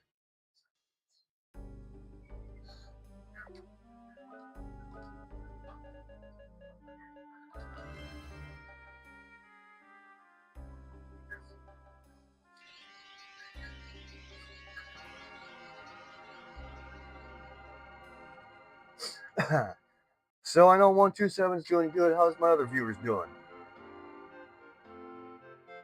Everyone doing good? Doing grand, great, wonderful? I see you. I see there's 4 of you. 2 of you are not 2 people I know. So tell me how you're doing. Knowing the basics is very important. Blah, blah, blah. What do you have to say? More else than you've had here before. In order to overcome them, you will need people to believe in you. Blah, blah, blah, blah, blah, blah, blah.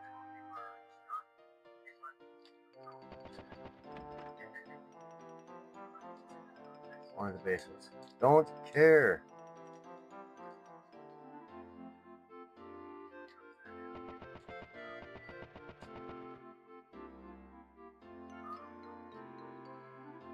Don't care.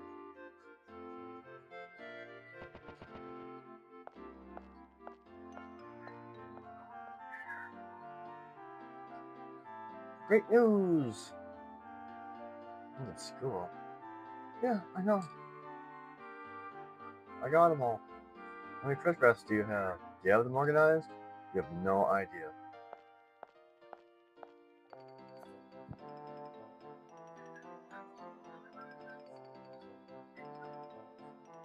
I think I just left.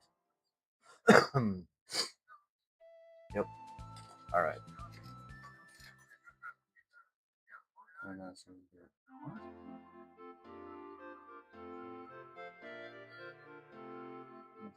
Oh.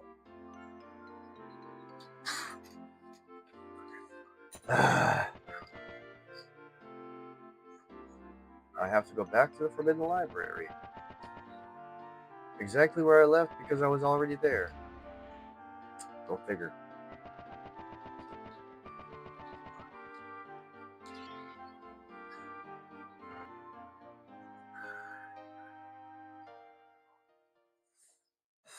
Damn it, that's my last cigarette.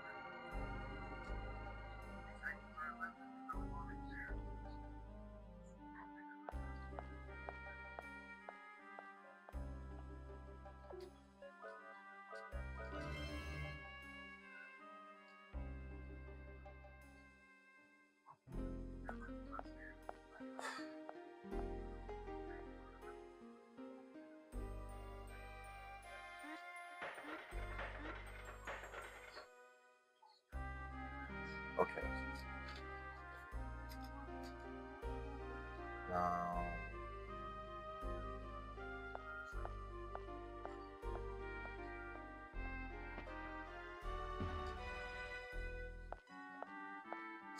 I'm supposed to be here.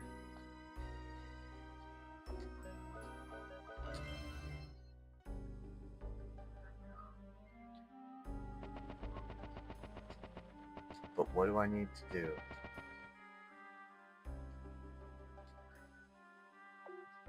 No. The Lost Guardians. No. The New Moon. Oh, damn it, Mom.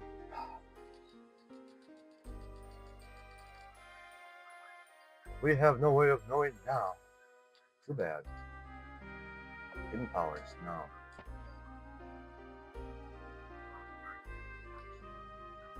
Esoteric guardianism, no. Rings of time. Wait a minute. The rings of time space contain a power that no human should ever possess. The rings of time space are a seal that holds down the boundaries of time and space. Duh. A ring consists of two alignment circles. One circle designates northwest, southwest, southeast, and northeast. The other circle designates north, southeast, and west. Or north. Thanks, you didn't help me like at all. Camera? Don't care. The arrival. Don't care. Don't care. I'm looking for Della Metallica. The hidden magic. Monitor stars. Reach for the heavens. Damn it, wrong fucking button.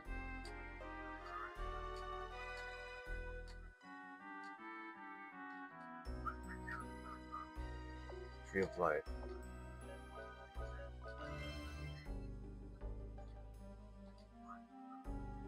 The king of the beasts. The emptiness of sand. Demon invasion.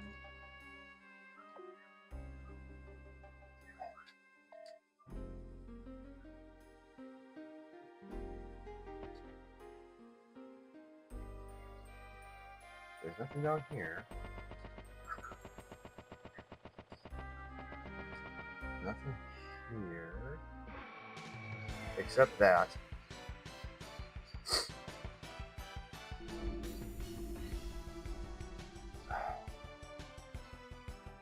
Fuck it. That's not good. Wait. Okay.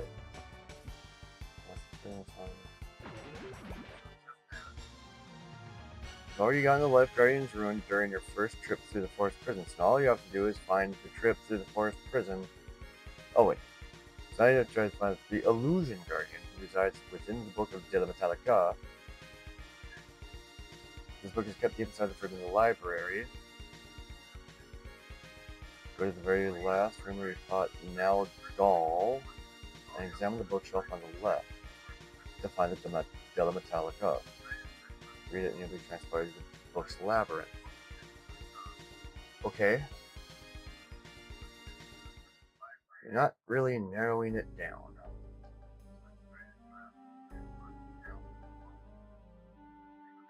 Unless I have to go down here. Is there a bookshelf down here? Yes, there is.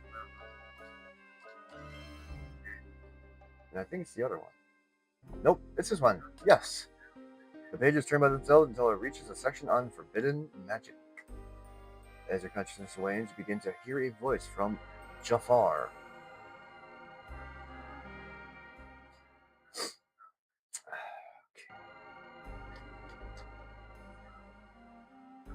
Wow. How very arcane sanctuary-ish.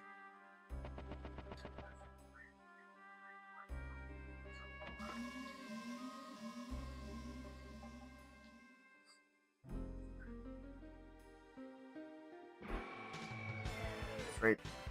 Invisibility.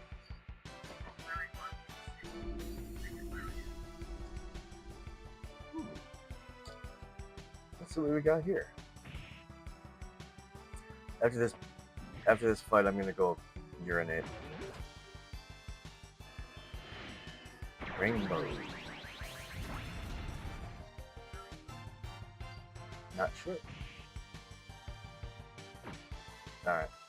I'll be right back, guys. I gotta pee like you wouldn't believe. Alright. Oh shit. You know what? I'm just gonna turn this off for a sec. Be right back.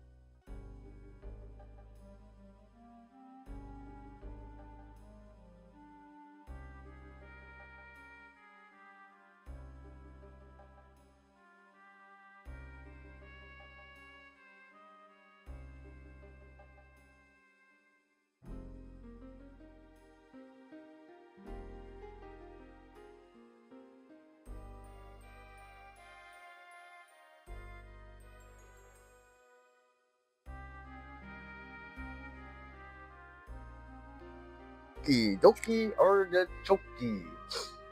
Let's get this finished. I ain't got a whole lot of time left, but we'll see what we can do.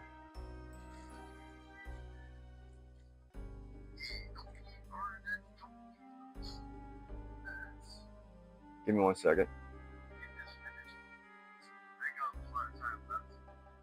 Alright. There we go. All set. Alright.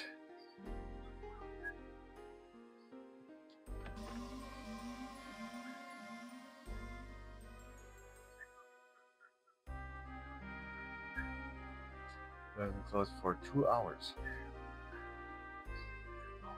How?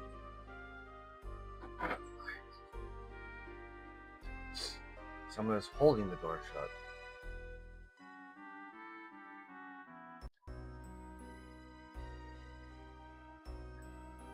What?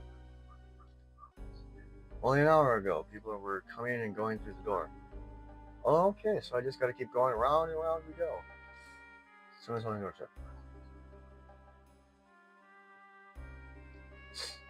Only during this hour will the warm welcome of travelers begin. Of course, if I just said hello twice. Hello, book. This is the song of earth. It dwells within the sword to become power. It dwells in the soul to defeat the enemy. Alright. Now,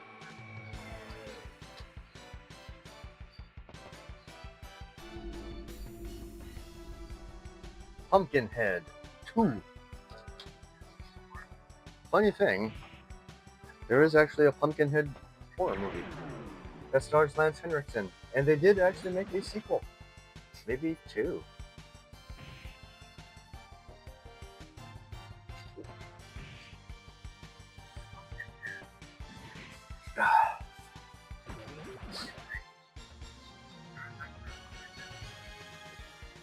It's stupid. It's a stupid franchise. It's pretty lame.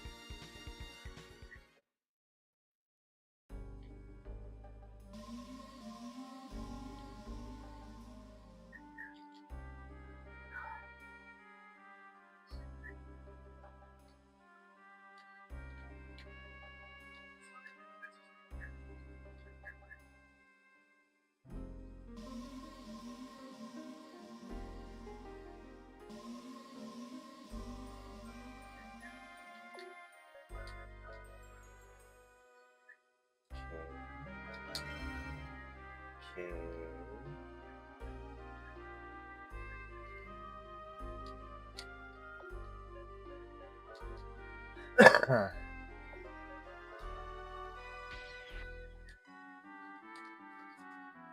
All right.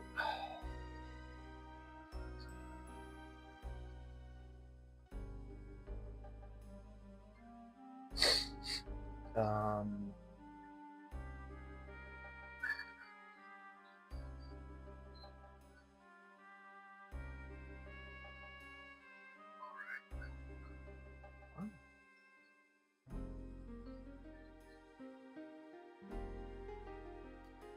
The blue book on the floor, yellow book on the ground.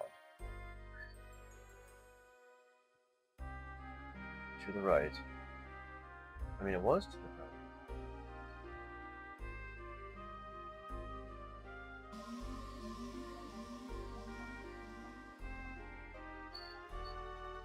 To the right.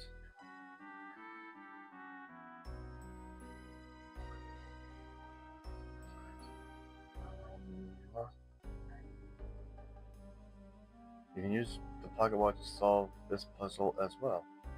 What puzzle?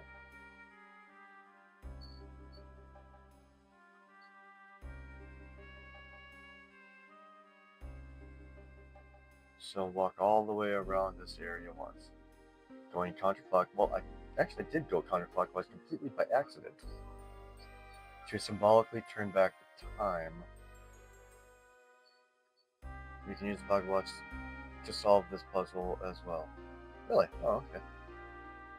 In the next area, descend the stairs to the right. Examine the book on the... Yep, that was the yellow. That was yellow? Oh, excuse me. In the next area...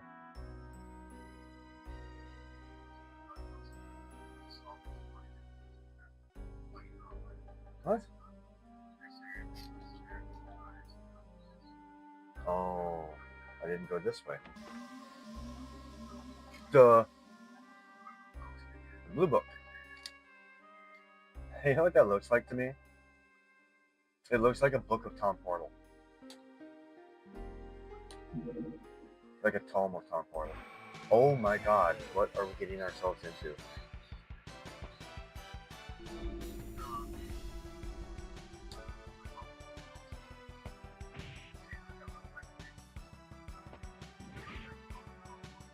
Oh shit, you know what, I gotta look up something while I'm doing this.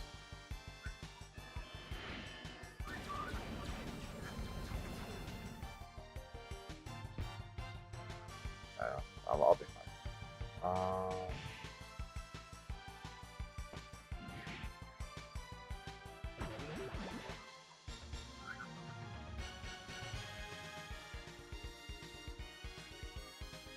Excuse me 1 second.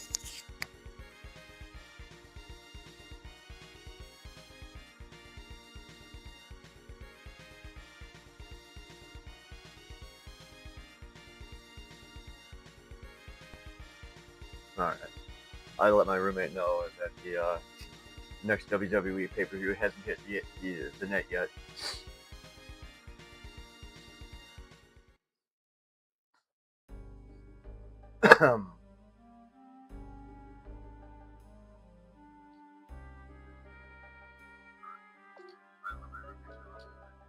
Oh, what?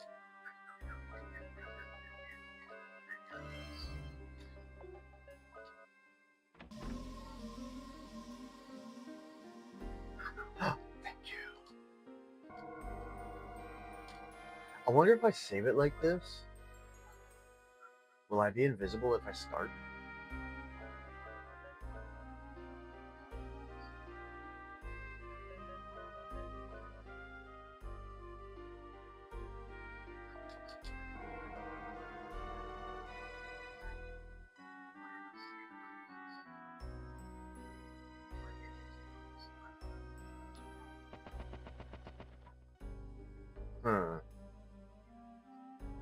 Knowledge is the treasure.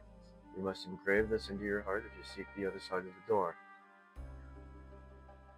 Knowledge and treasure go hand in hand. The door will not open until an understanding is reached. I've got an understanding for you. You won't like it.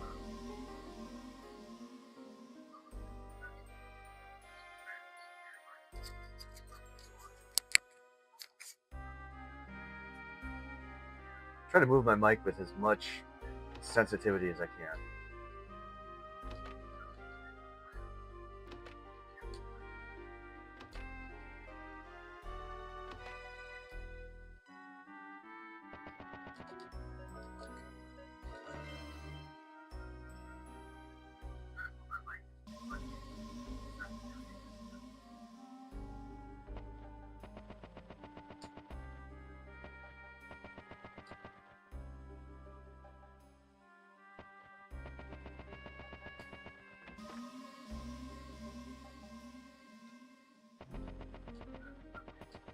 Alright, what do we got here?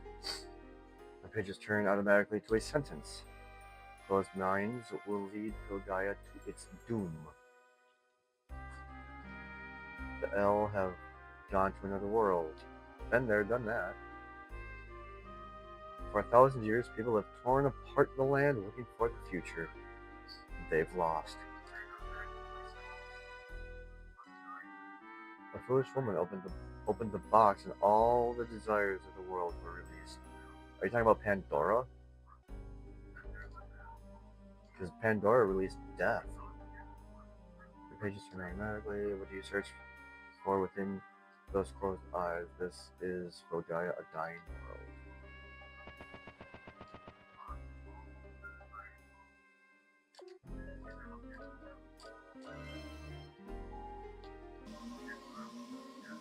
A127, when I'm done with this, I've got a video I'm going to show you. I know you'll like it. I know you'll appreciate it.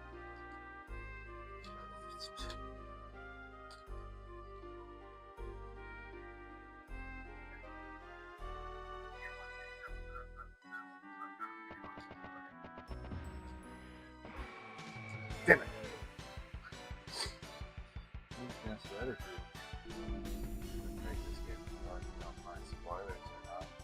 I'm not even sure. Well, they've already left, so I already asked how they were doing, and nobody said anything, so fuck them. I like having I like having passive viewers, but I do like having engagement also. And I'd rather have engagement.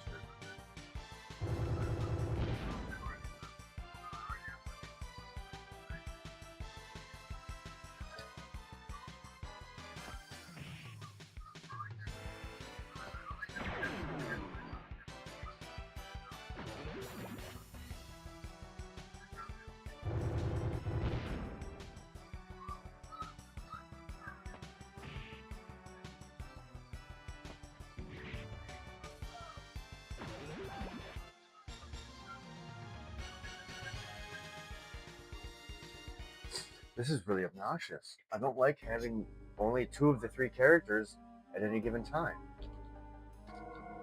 Alright, I'm just gonna call it. Because I want to see that video too myself.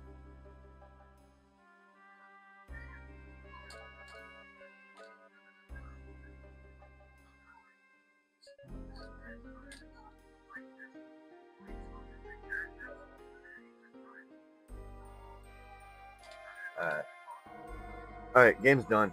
I want to see this video myself. Plus, this is just kind of being bothersome.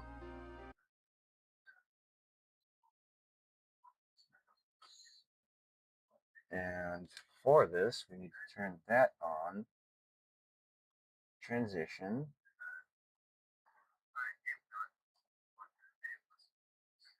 I need...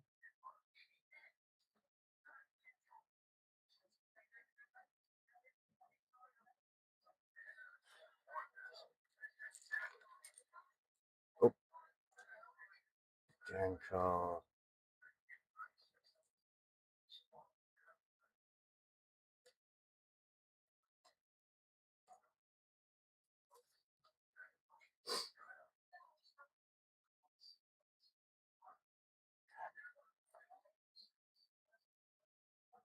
Hold on a second.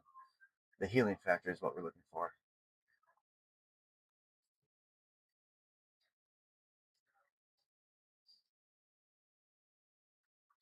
Deadpool and Wolverine is out now, and since both these heroes have amazing healing factors, which leads to some awesome fights, well today let's try and answer the ultimate question. Which one actually has the better, more powerful healing factor? Wolverine or Deadpool?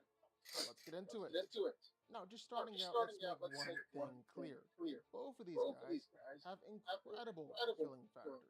They both come back from death itself over and over again. It's also very clear that the primary driving force behind how their healing factors work is the plot, not necessarily their healing factors themselves. The rate at which they can heal is never really consistent. It's actually kinda all over the place. Like sometimes, Wolverine is able to heal from an injury in just a few minutes, while a few years ago, that same injury forced him to spend a whole day or more recovering from it. And both of them have done some absolutely insane things with their healing factors. For Wolverine, well, his skeleton is covered entirely in adamantium, which means that he literally can't be cut or torn apart. And trust me, plenty of people have tried. It also greatly Love it. increases his durability too, as Wolverine's been kicked clean around the world and been just fine. He's taken all sorts of punches and attacks from some of the strongest beings on Earth, ranging from Hulk to Thor and plenty more, and he's been just fine. He can take bullets absolutely no problem. It really doesn't even phase him. he's able to keep on fighting while being all stabbed up or turned into a pincushion. It doesn't really do much. He's kept on fighting after having his heart destroyed on multiple occasions. He can heal and come back from literal disintegration. The guy's even survived nuclear bombs several times over. Wolverine is dang near impossible to put down. Not be injured, but Logan is always going to heal from it, and he's always going to come back, no matter what. The exact same thing applies to Deadpool. Now, it's kind of hard to say if Deadpool actually has superhuman durability. Basically, any attack that's gonna injure you will probably injure him to some degree. But it legit doesn't matter, because his healing factor is one of the best in comics. He can pretty much instantly heal from any attack that comes his way. He's able to regenerate missing limbs or organs or any part of his body, and I don't really have to go into any specific examples because they're just too many to count. This is what Deadpool does. He's able to even heal himself from what looks like just a puddle on the ground. Now, important to understand is you've got to put both of their healing factors right next to each other, and they are the same. The difference is the body. He can reattach his body parts, even his head, all in order to keep on going and keep on fighting. In Deadpool, he's regularly been able to come back from death itself. Attacks that definitely should have killed him. Well, they just don't. He'll heal from it and heal from it again and again and again. He's basically unstoppable. Really just comes down to not a matter of if Deadpool is going to recover from the attack, but just how long it's going to take him to heal and recover from the attack. Exactly. Both are able to regrow limbs, and we've seen that happen before. Of course, Deadpool does this a whole lot more often because he doesn't have an adamantium skeleton pulling him out, making it basically impossible to lose limbs in the first place. But it has happened a few times before, and Wolverine always seems to return. Basically, they're both just able to do absolutely amazing things. Wolverine has survived having adamantium laced all over his skeleton, having all of that adamantium forcibly removed by Magneto, and survived having it put back on all over again. That was crazy. He's I survived know that nukes storyline. several times over. He survived basically on the surface of the sun, with his healing factor kicking into overdrive to keep him going. He survived an explosion in nitro at point blank ground zero, where every bit of him was incinerated. He was just a skeleton. That's all that remained. Just an adamantium skeleton. Logan was back up in just a few panels. There was even one issue when Wolverine regenerated himself from just a single drop of blood.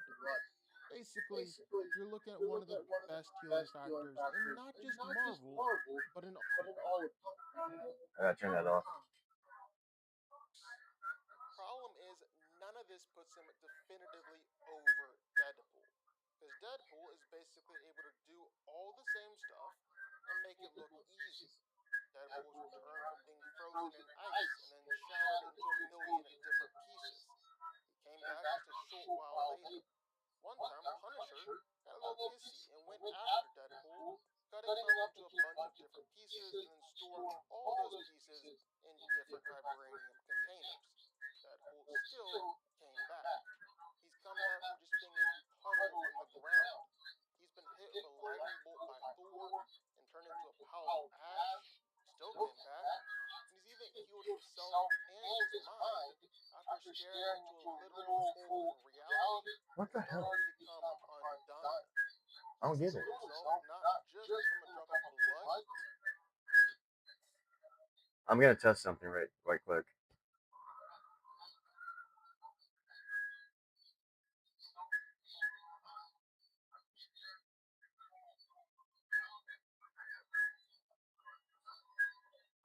Give me just a second. I gotta test this.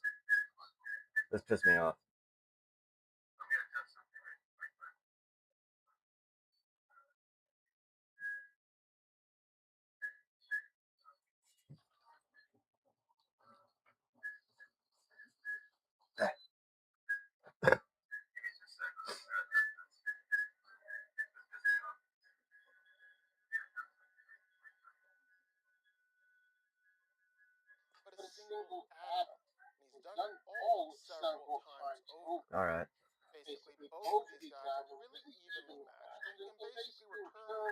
just about anything. So you're kind of having to nitpick here, but I think it comes down to Wolverine's adamantium and Deadpool's cancer. Wolverine wasn't born with an adamantium skeleton. It's not a natural part of his body. And so his body and his healing factor is constantly having to fight against this fourth element in the body. Literally a key plot point in Logan. Wolverine is being slowly dosed with heavy metal poisoning from a skeleton, and it's taxing on his healing factor. All right, Now, it gone Wolverine down. in the comics isn't likely to die from this like he did in the movies, but it does kind of hamper his healing factor, because at least Oh my god, it came back.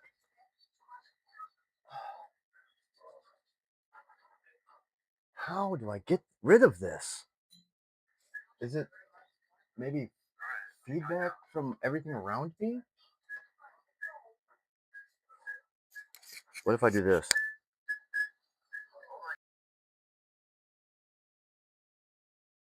some part of his healing factor has to be devoted to fighting back the adamantium poisoning. If Wolverine didn't have adamantium, well, then his healing factor would be more powerful. And you would think the same would apply to Deadpool and his cancer, but you'd be wrong. See, when Deadpool entered into Weapon X, he already had cancer all over his body.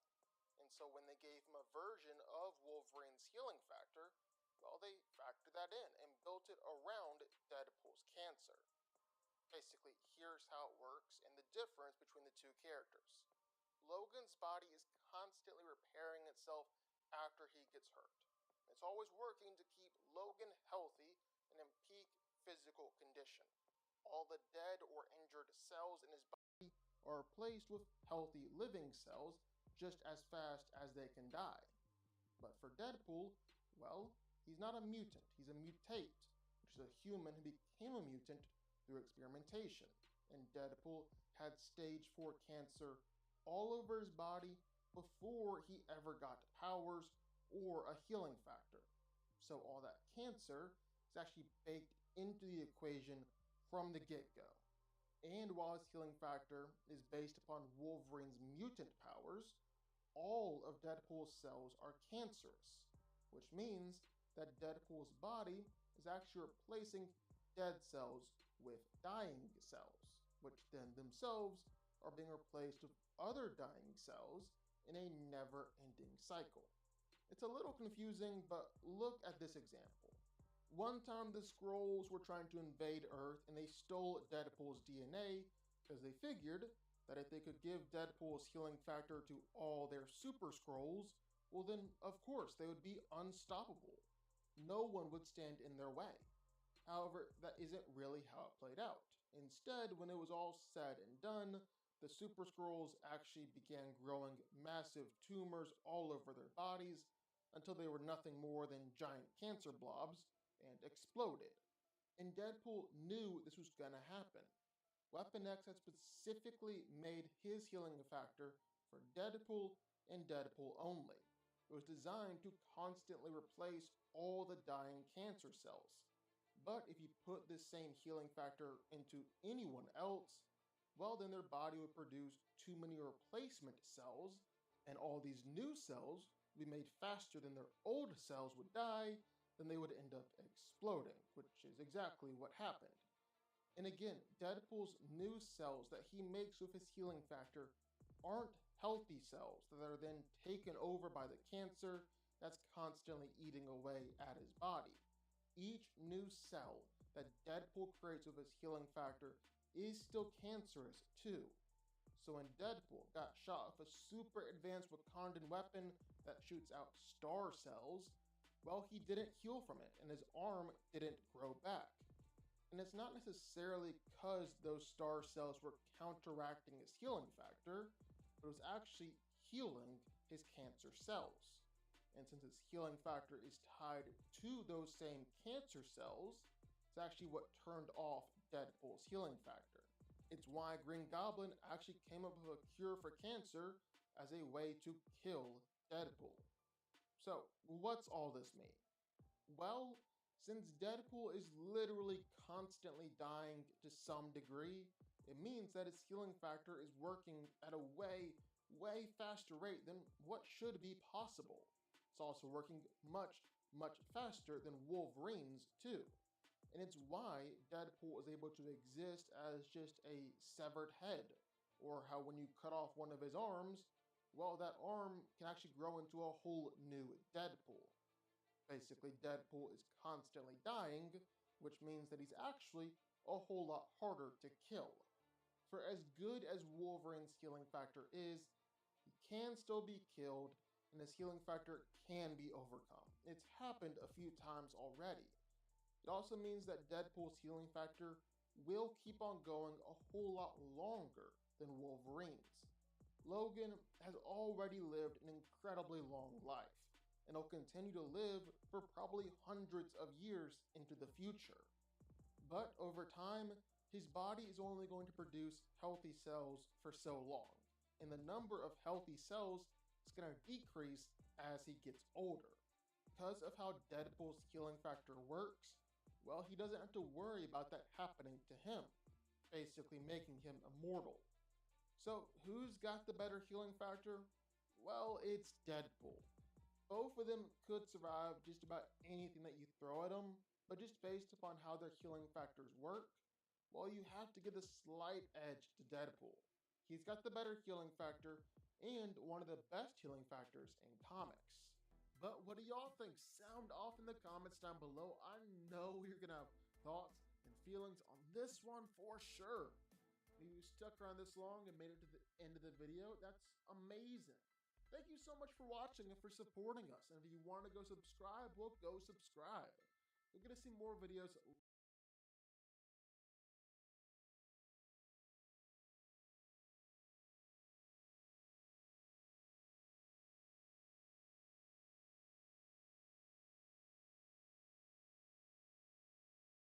Two of the most insane shapeshifters in all of comics.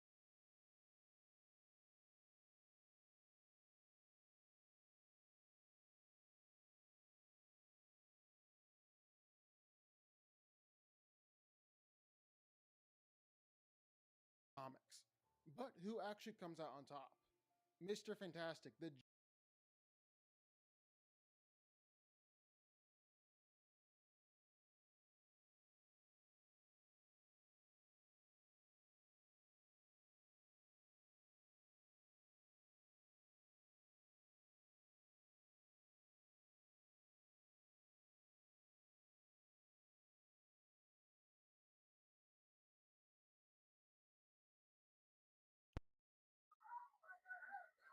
Now, yeah, I go a Deadpool. I go Deadpool because he's got some cancer science witchcraft thing that will make him outlast Wolverine's human qualities. That's what makes him so relatable.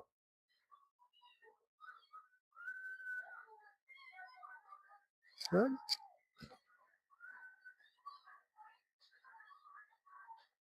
Is this not working? Oh, there we go. Wait. Something's wrong here. Can you hear me? Because I can't hear me. Um,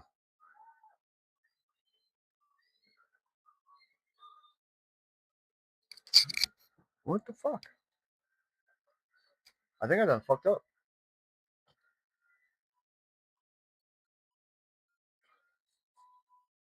I got fucked up.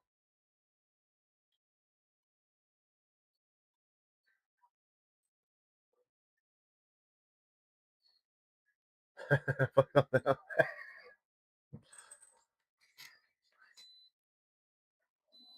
Oh my god, it's so hard.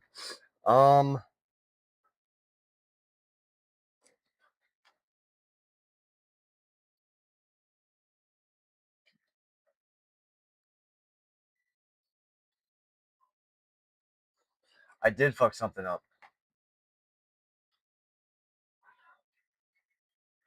Pretty sure I did. What is?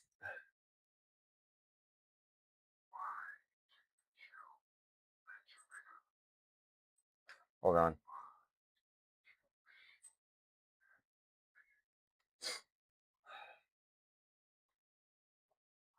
Oh, there it is.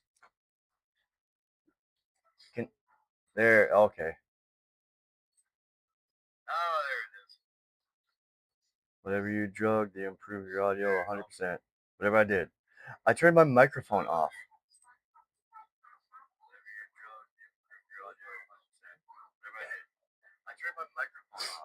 So, okay, let me hear your feedback on Deadpool and Wolverine.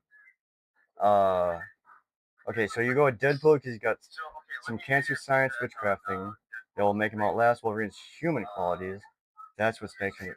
How does his healing factor? Whoa, that's gonna feedback. How does his healing factor make him relatable?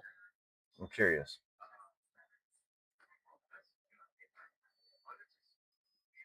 Of course, I've got my feedback again. I turned my microphone back on.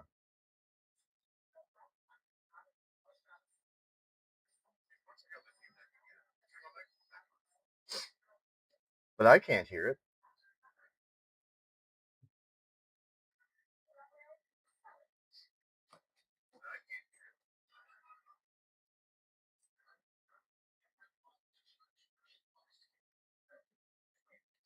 I wonder. Maybe. Genius mind of the Marvel Universe can twist his body and even his All right, we'll molecules do Plastic in ways Man that and Mr. most viewers Fantastic. can't imagine. But Plastic Man, he's a walking cartoon with God, curiosity, and zero limits. Today, we're putting these stretchy powerhouses head to head to see who really takes the crown. So let's get to it. Reed Richards, better known as Mr. Fantastic, is the brilliant Wolverine's leader of the most Fantastic enduring Four quality and the head is of the human Future quality. Foundation.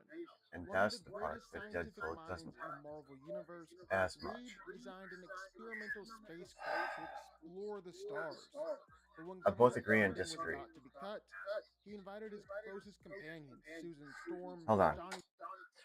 Uh, but what's Wolverine's downfall?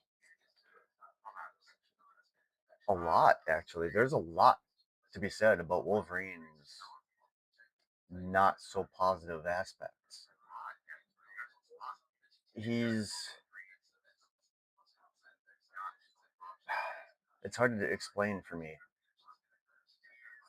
And I've got to get that doucher off my Storm screen. and Ben I Grimm hate that to dude. I join cannot him on a test flight. stand Pedro Pascal. Ask ChatGPT what it says. As far as who would win in a contest or in a fight,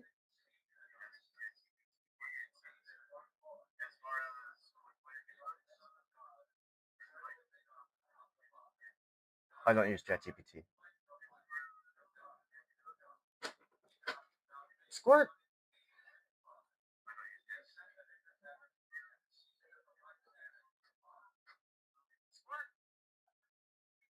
Hey Google, who would win in a death match? Wolverine or Deadpool? In a fight to the death, Wolverine wins. Because both possess virtually limitless healing factors, a true death match comes down to incapacitation or complete neutralization. Wolverine has the edge because his adamantium skeleton protects his brain from destruction, he can decapitate Deadpool, and he has a much longer history of superior martial arts mastery. Hey Google, you're retarded. Ouch. I'm just an AI, so I don't always get it right. But I'm here to help if you want to take another swing at a topic. That was perfect. Hey Google, dude, you can't decapitate Deadpool to kill him. Fair point. Decapitation won't kill him permanently. But in a comic book deathmatch, it usually counts as a win by total incapacitation, since his body has to find his head to function Hey again. Google, If we are talking a death match means to the death, not to the whenever.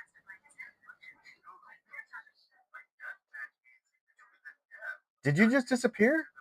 Hey Google, a death match means to the death, not to the incapacitation. So who would win?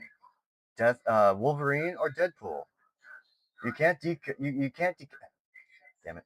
Wolverine wins a true deathmatch.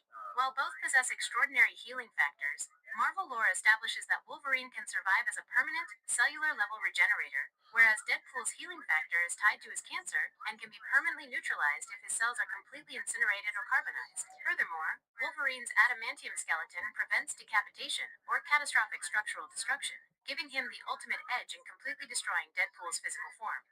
That's basically what I was saying, except for that second half. For one thing, I didn't know adamantium covered Wolverine's brain. Hey Google, does adamantium cover Wolverine's brain? Because it really shouldn't, because it only covers his bones. No, adamantium does not cover Wolverine's brain. It only coats his skeletal structure. Hey Google, so you just contradicted yourself about Wolverine and his adamantium brain. You're right, that was a contradiction. Because adamantium only coats his skull, his brain can still be scrambled, concussed, or destroyed through his eye sockets or soft tissue. However, Deadpool still can't permanently kill him, because Wolverine's cells will regenerate the brain tissue back to its original state, even if he suffers temporary amnesia or incapacitation in the process. Okay, but he doesn't have a problem with drowning. Hey, wait, who? Hey Google, can Deadpool or Wolverine actually drown? And can they drown in a way that actually kills them permanently? The answer is no. Yes, they can both drown, and it is considered one of the few practical ways to kill them, because their healing factors require oxygen to repair and replicate cells. Starving their brains of oxygen halts their regeneration. I was wrong. Wolverine can be killed permanently by drowning. If held underwater long enough, his brain suffocates, cell damage outpaces his healing factor, and he dies permanently. Logan actually used this method to permanently kill his own son, Dakin, who shared his healing abilities. Furthermore, his heavy adamantium skeleton makes him sink like a stone, making water incredibly dangerous for him. Deadpool can also drown and enter a state of brain death. However, whether it is permanent depends on the era of the comics. If he is left underwater indefinitely, he remains dead. If pulled out of the water, oxygen returns to his system, and his healing factor restarts, bringing him back to life. All right, final verdict. Deadpool. Shall we contend with Mr. Fantastic from the Fantastic Four, who is absolute garbage? Let's see just what Plastic Man can do to him. Launch worked. I think we covered this a little bit. But out in the depths of space, the ship's shielding failed to block sudden blasts of cosmic radiation from the solar flare as they attempted to enter hyperspace.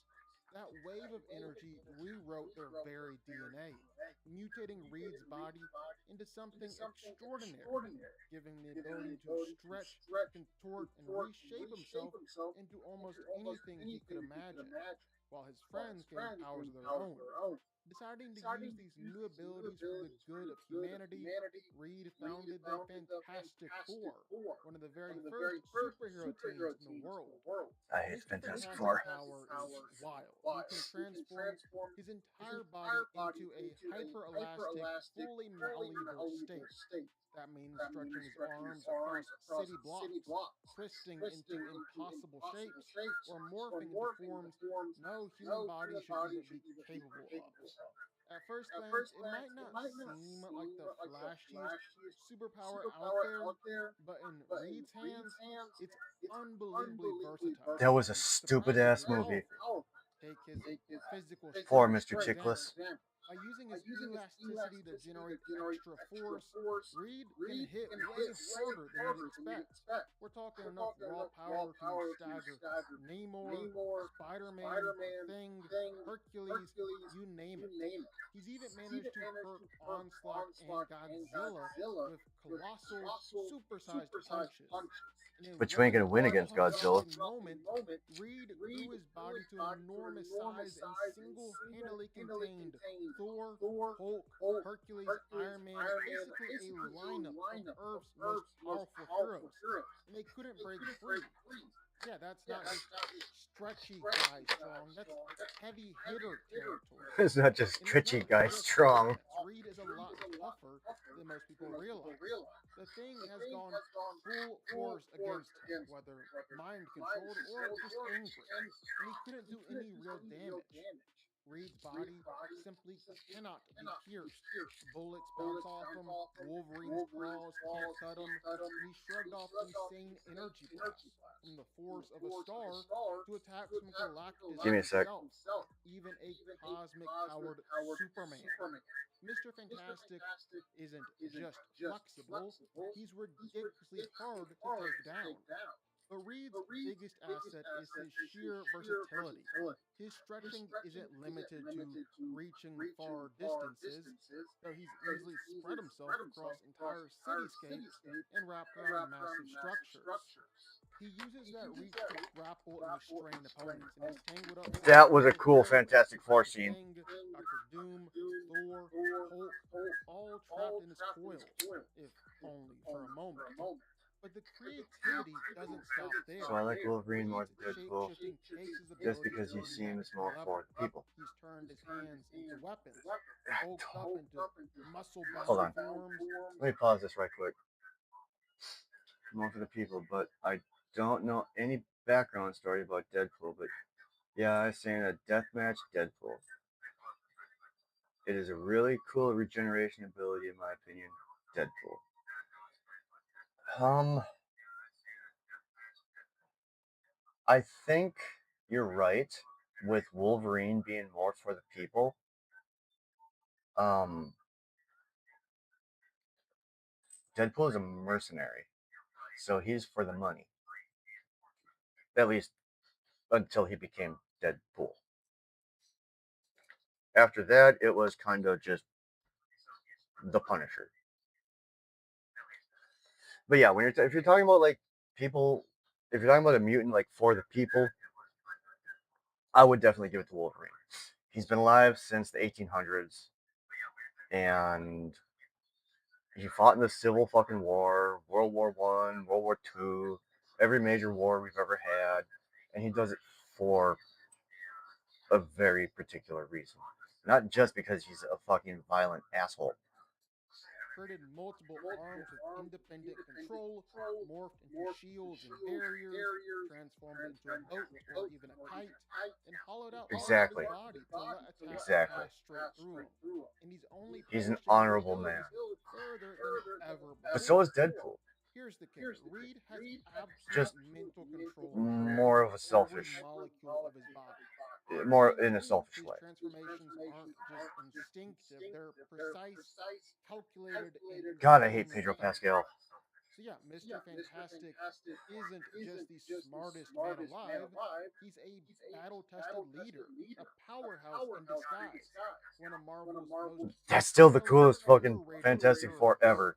Even with The them hero fucking satellites on the overnighting side of his wasn't heads. exactly an Or upstanding sides of citizen. his head. He was a small time crook in the middle of a But here's base where we go. full of his crew. While he was cracking a safe, a guard stumbled onto the scene and tried to stop him.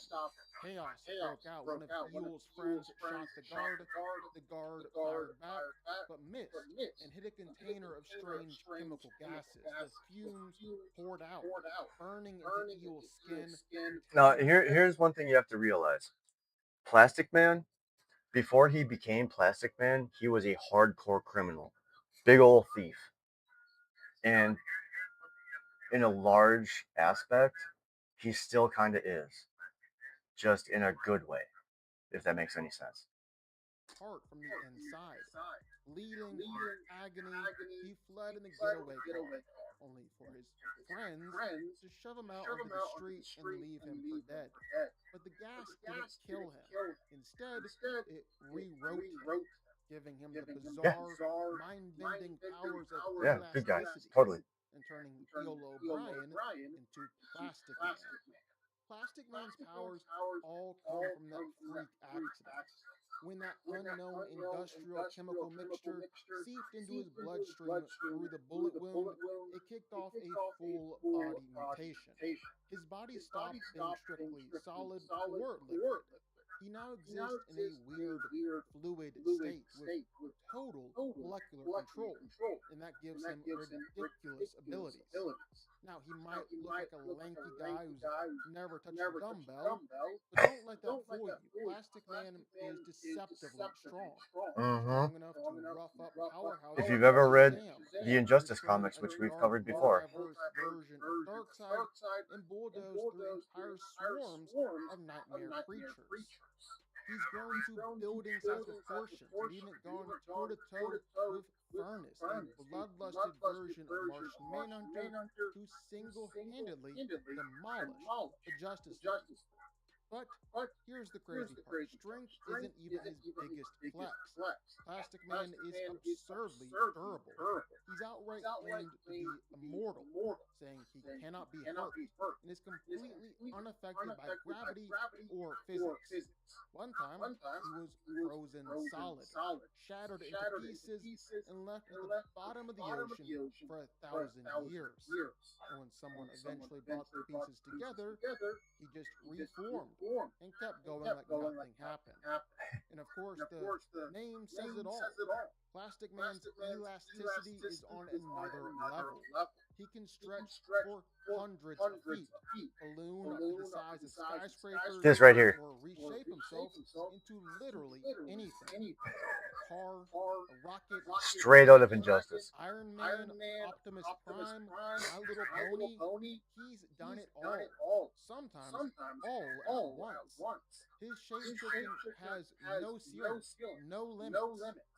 Bottom line, Plastic Man is one of DC's most underrated heavy hitters. He's unkillable, unstoppable, and can become absolutely anything he imagines. A walking cartoon with the power to take on gods. So, who's walking away with the win here? Let's break it down.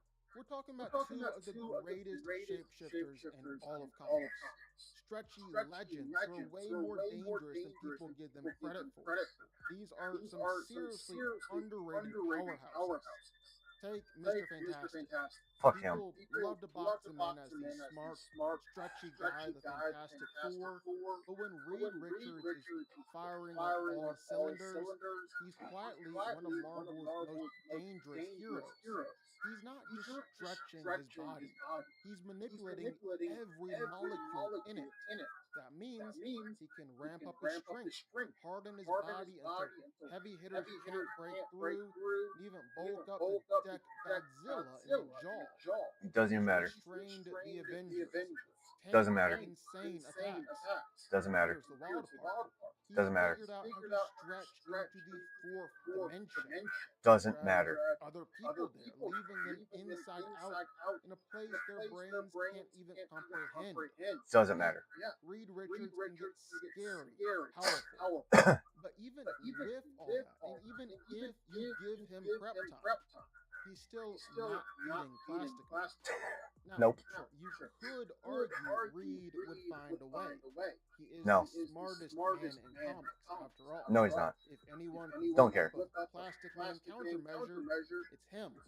This is the Batman same can. guy who's built weapons capable of killing Celestials. But here's Doesn't the matter. catch: not even Batman has a working plan to put Plastic Man down. So, yeah, easier said than done. And honestly, prep time arguments are kinda lazy. They really Powers are. versus powers, Plastic Man wipes the floor with Reed. Both guys stretch, sure, but they're not even in the same league. It's like comparing Flash to Quicksilver. Same power set in theory, but one of them's operating on a completely broken level the other can't touch. Plastic Man is the Flash of shapeshifters. Reed has limits. He can only stretch so far, only grow so big, and he's still playing by the rules of mass conservation. Within those limits, he's a monster. He can knock Godzilla off his feet or hold his ground against the Avengers. But Plastic Man, he laughs at limits. He can be anything, do anything, His only restriction is his imagination. Superman doesn't even want that smoke. Batman doesn't want that smoke. In fact, Batman's best plan against him is basically maybe I can slow him down for a minute. Plastic Man's gone toe to toe with Furnace, a Justice League level threat. And Batman once said he might be the only one capable of truly taking down Martian Manhunter.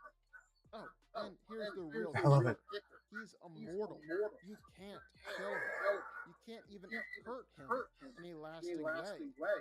No matter what you do, he'll come back. And yeah, Mr. Fantastic is getting stronger. His abilities inching closer to Plastic Man's level, but this is still Plastic Man's fight to lose. And he's not losing. No contest, Plastic Man takes it. Plastic Man wins. All right, pick two superheroes. Pick two superheroes and put them together. Give me two, any two, and I bet I can find Danko. Go ahead, any two.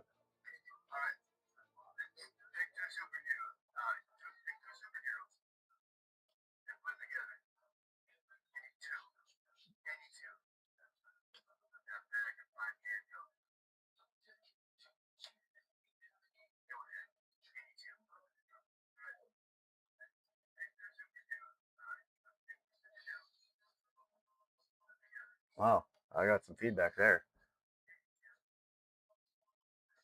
Yeah, no, King Kong, Troll King, no. The Supergirl versus Supergirl is stupid. So is the Zeus versus Zeus.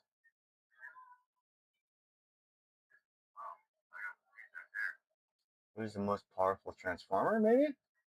You want to see that? All right, it's a short. So pick the next one fast.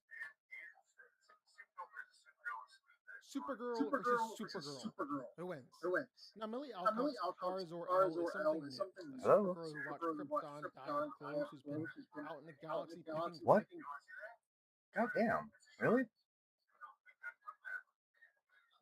All right, let's try it this way. Supergirl versus Supergirl. Who wins? Now, Millie Alcott's Kar-Zor-El is something new. A Supergirl who watched Krypton die up close, who's been out in the galaxy picking fights with aliens while drunk on red sun planets, and who fights with a brazenness that even her cousin doesn't match. Even with her powers reduced, she's throwing everyone around like ragdolls while breaking stride at full power under a yellow sun, while she's operating at a level that almost no one in the DCU is reaching. Aggressive, unrestrained, and with none of Clark's instinct to hold back. Now, Supergirl in the DCEU has the exact same powers, same Kryptonian physiology, same heat vision, same flight, same strength. On paper, these two should be identical. Here's the problem. This Kara has spent over a decade imprisoned by the Russians, kept away from sunlight, experimented on. When she finally gets out in the Flash, she's still I'll still recharging, bet on this one. nourished, readjusting to her powers, not close to what a Just because I fully can't powered stand Millie Kryptonian Alcott. should look like. She fought well given the circumstances. She also got beat by Zod in every single timeline. This Supergirl doesn't have those same disadvantages. Superman Galaxy versus for years, fully Supergirl. powered picking fights. That development gap in both powers and abilities is the whole fight. Supergirl wins. Supergirl versus Supergirl. Who wins? Now, All right.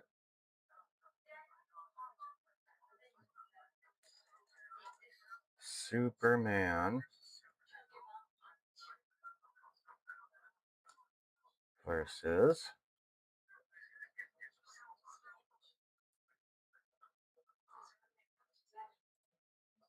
Supergirl.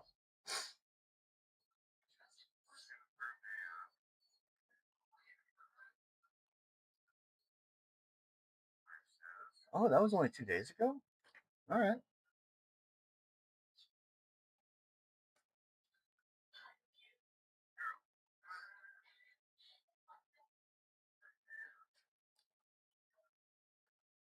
Superman versus Supergirl.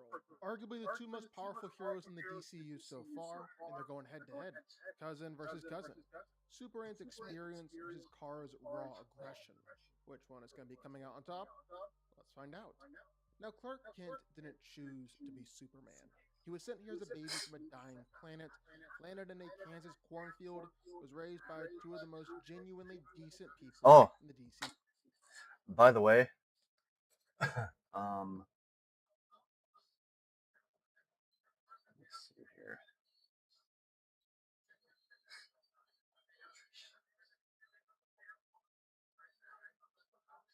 Where is it?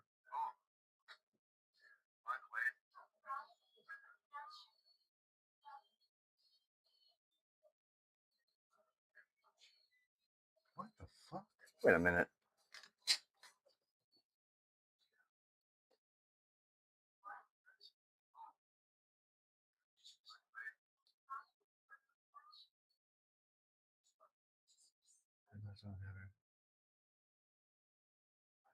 Where the hell did it go?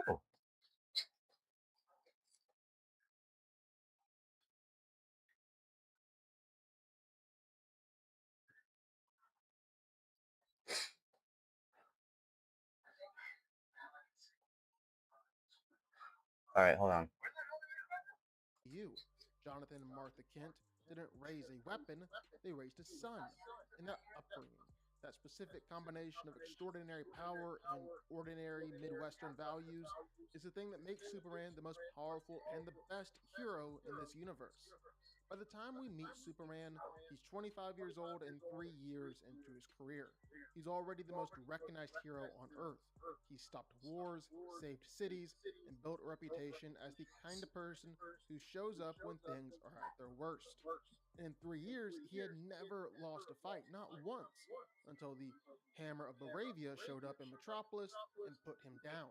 Except it wasn't really the Hammer of Baravia, it was All Ultraman, right, I a put back Superman the clone link Lex for Luthor Dandy's built server because I specifically think to beat him, it got operating off of a disappeared. complete blueprint of every move Clark had ever made. Every battle pattern, every instinct, every habit. Lex had cataloged all of it, handed to a version of Clark with none of Clark's morality. That's the only way anyone has ever beaten him, by studying him long enough to know exactly where he'd go before he went there.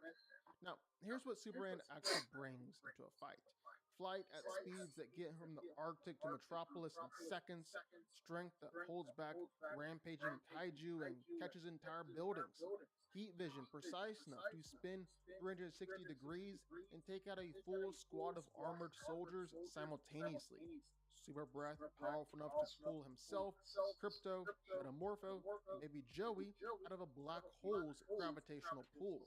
That last one is worth sitting with for a second. He countered a black hole with his breath.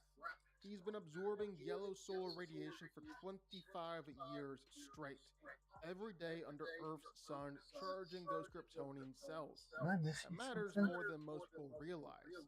But the thing about Superman that defines him more than any of his powers is his restraint. He's consciously holding back constantly against the Engineer, against Ultraman, against the Kaiju, against Lex's army. He There we always go. uses the minimum force required because he's terrified of what happens if he doesn't. He grew up Oh my surrounded by god. humans and spent his entire life calibrating exactly how much of himself he could safely use around them. That is now just instinctive. It happens before he even thinks about it, which is exactly why this fight against Supergirl is so interesting. Now, Kara Zor-El didn't get Wow. the Kansas cornfield. She didn't get the loving Okay, parents and small I just learned something. I'm linking Dandy's server on Discord to the chat. Are you seeing this? Because every single time I go and reload it, it's gone. town and a gentle introduction to what it means to be alive on Earth. She got Argo City, a chunk of Krypton floating through space, and she got to watch everyone around her Want to hear change why you like slowly Superman so over much? years while being Oh, this ought to be good. Excuse me, I gotta pee.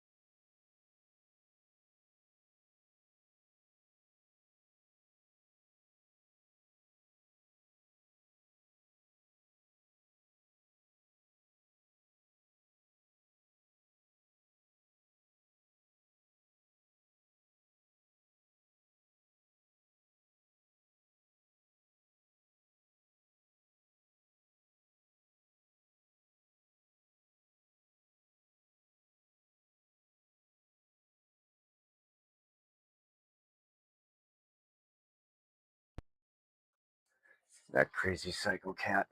I love him. Alright, what do we got?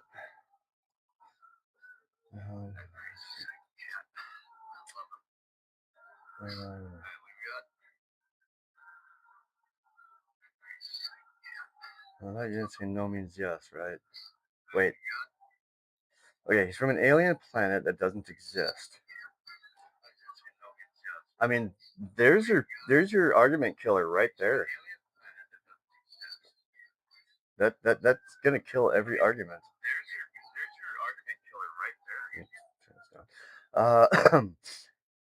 That doesn't exist anymore.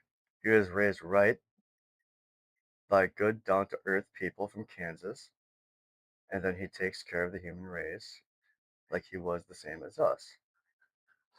That's that's it basically in a nutshell. I mean, all the normal stuff like his powers and all that stuff is cool too, but no, I get you.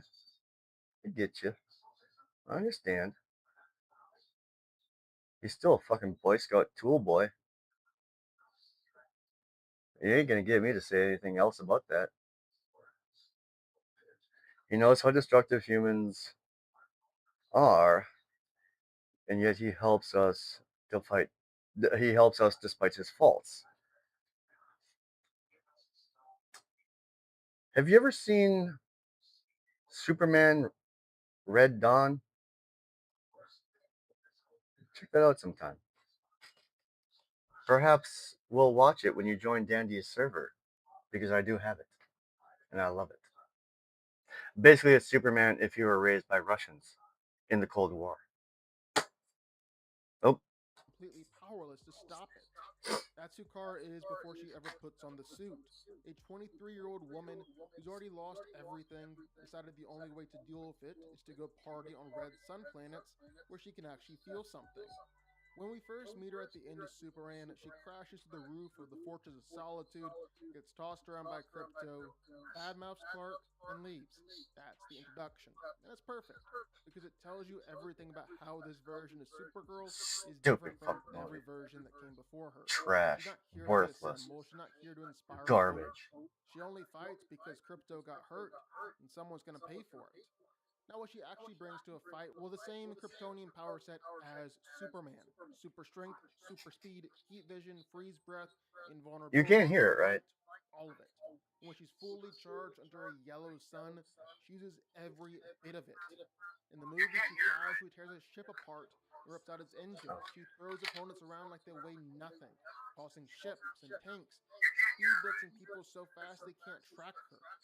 Her heat vision, specifically, it's aggressive, powerful. She doesn't hesitate to use it. In space, she dodged three simultaneous laser blasts from an enemy ship that honestly it looked faster than anything we saw from Oh my god. Superman in his movie. When she There it is. I found it.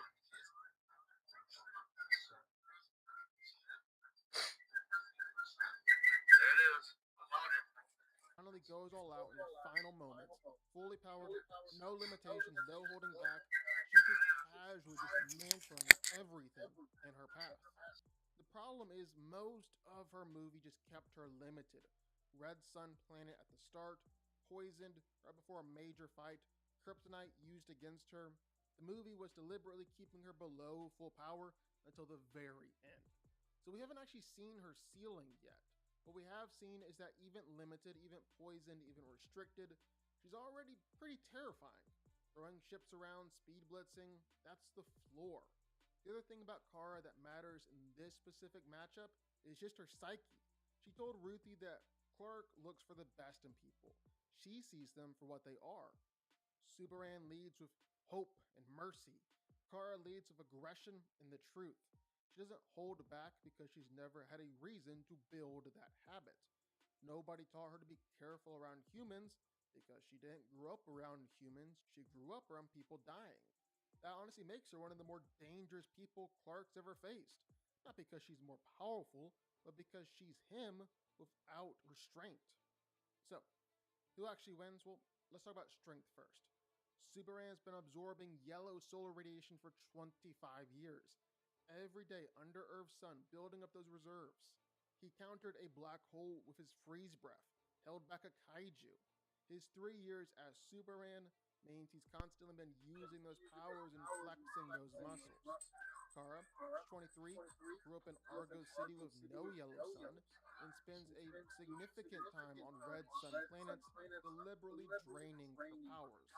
When she's fully charged, she's just like any other Kryptonian, genuinely elite. But Superman's raw solar reserves are almost certainly pyrite, just from time and consistency. He's been charging himself for longer. What about speed? Honestly, it's close. Clark crosses continents in moments.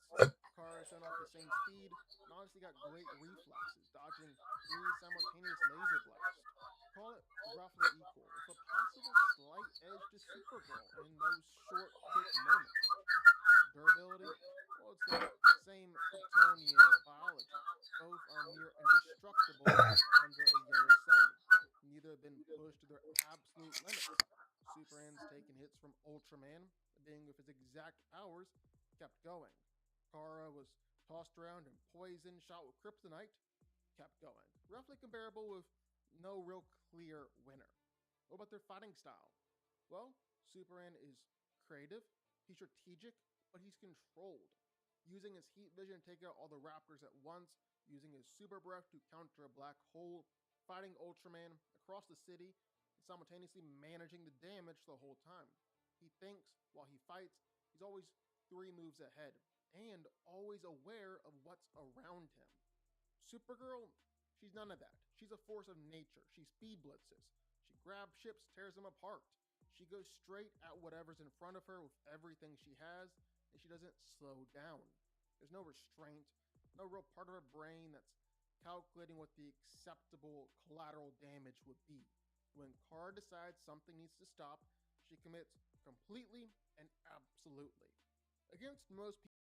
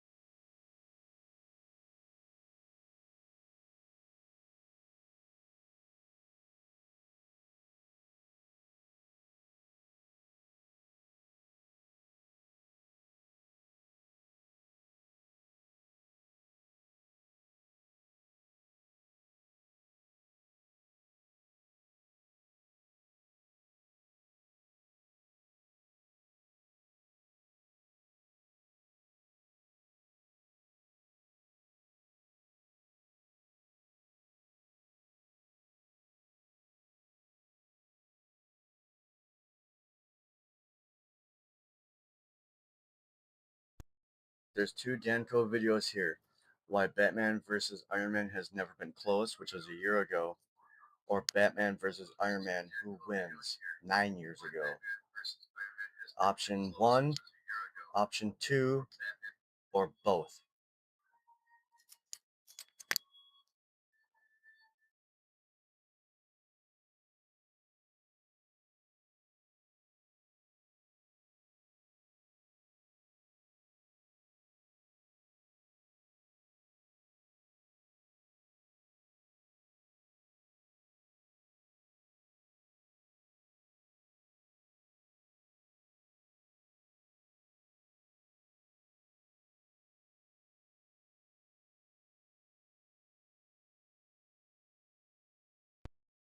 Sorry, I kind of gotta monitor my mic. This feedback's killing me. I can only imagine what it must feel for everyone else that's just watching. Um, you want to do the first one? The first one that's 1 year ago? You want to see how Batman's gonna beat the ever-loving dog shit out of Iron Man? Like every time? I love Tony Stark, but alright, let's go.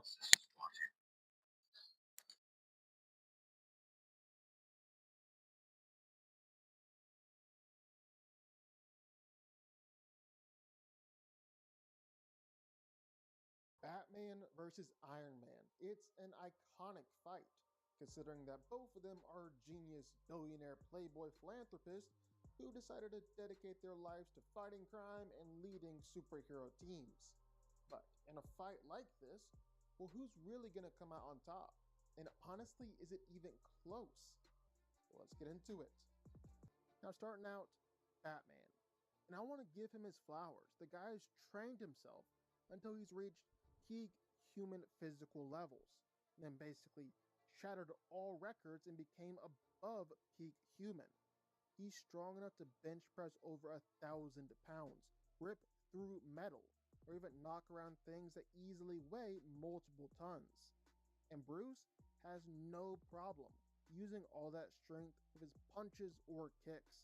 He's regularly knocking down walls or kicking through metal, regularly knocking out metahumans, and sending people flying dozens of feet with just one strike. Batman might not necessarily look it, and he is supposed to be just a normal human, but you can kind of say that essentially whatever Captain America can do, Batman can pull off something similar. Sure, Steve might be ultimately a bit stronger, but Bruce is well within that super soldier range of strength. Same with durability. Batman is much more durable than you would think, especially with his incredible armor. Now, out of armor, Batman has taken some pretty nasty beatings, even an attack or two from Wonder Woman, so he's definitely tough. His Batsuit only adds to that even more.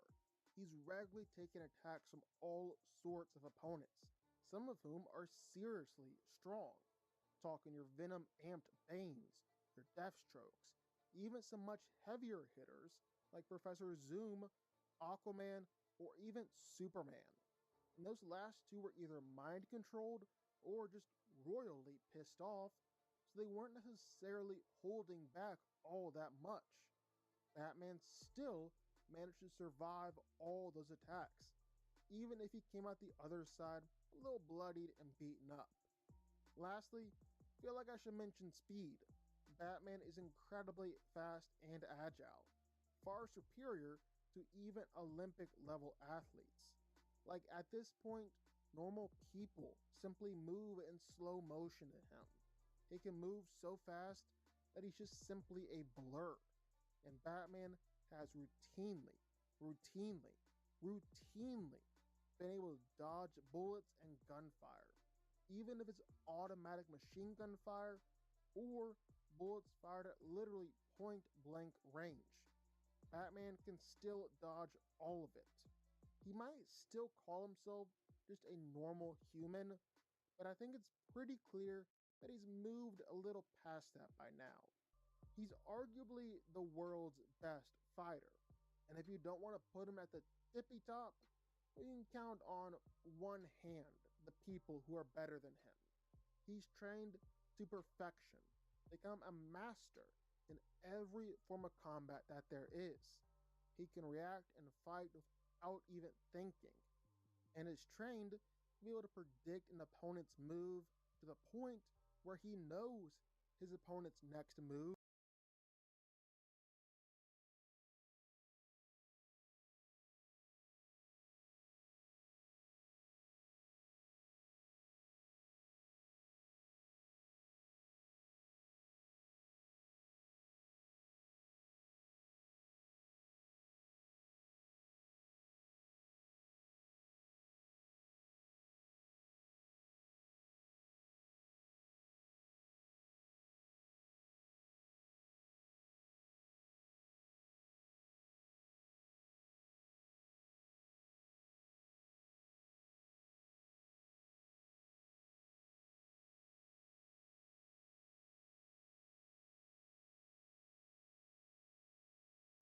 Before even they do.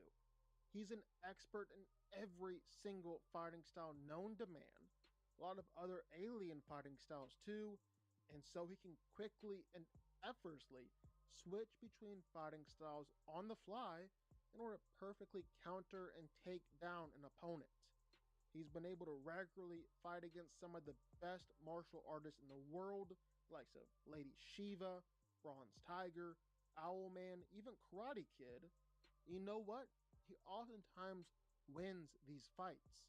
Like he's regularly been tested by the best assassins and martial artists in the world. Ra's al Ghul and Shiva are constantly trying to test Batman with the best of the best.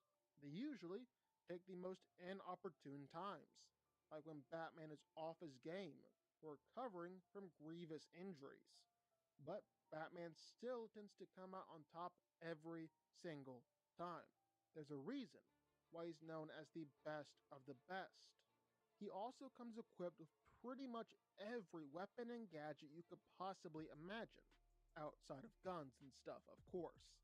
He's got Batarang, his signature weapon. It's probably one of the world's best shots when it comes to throwing them.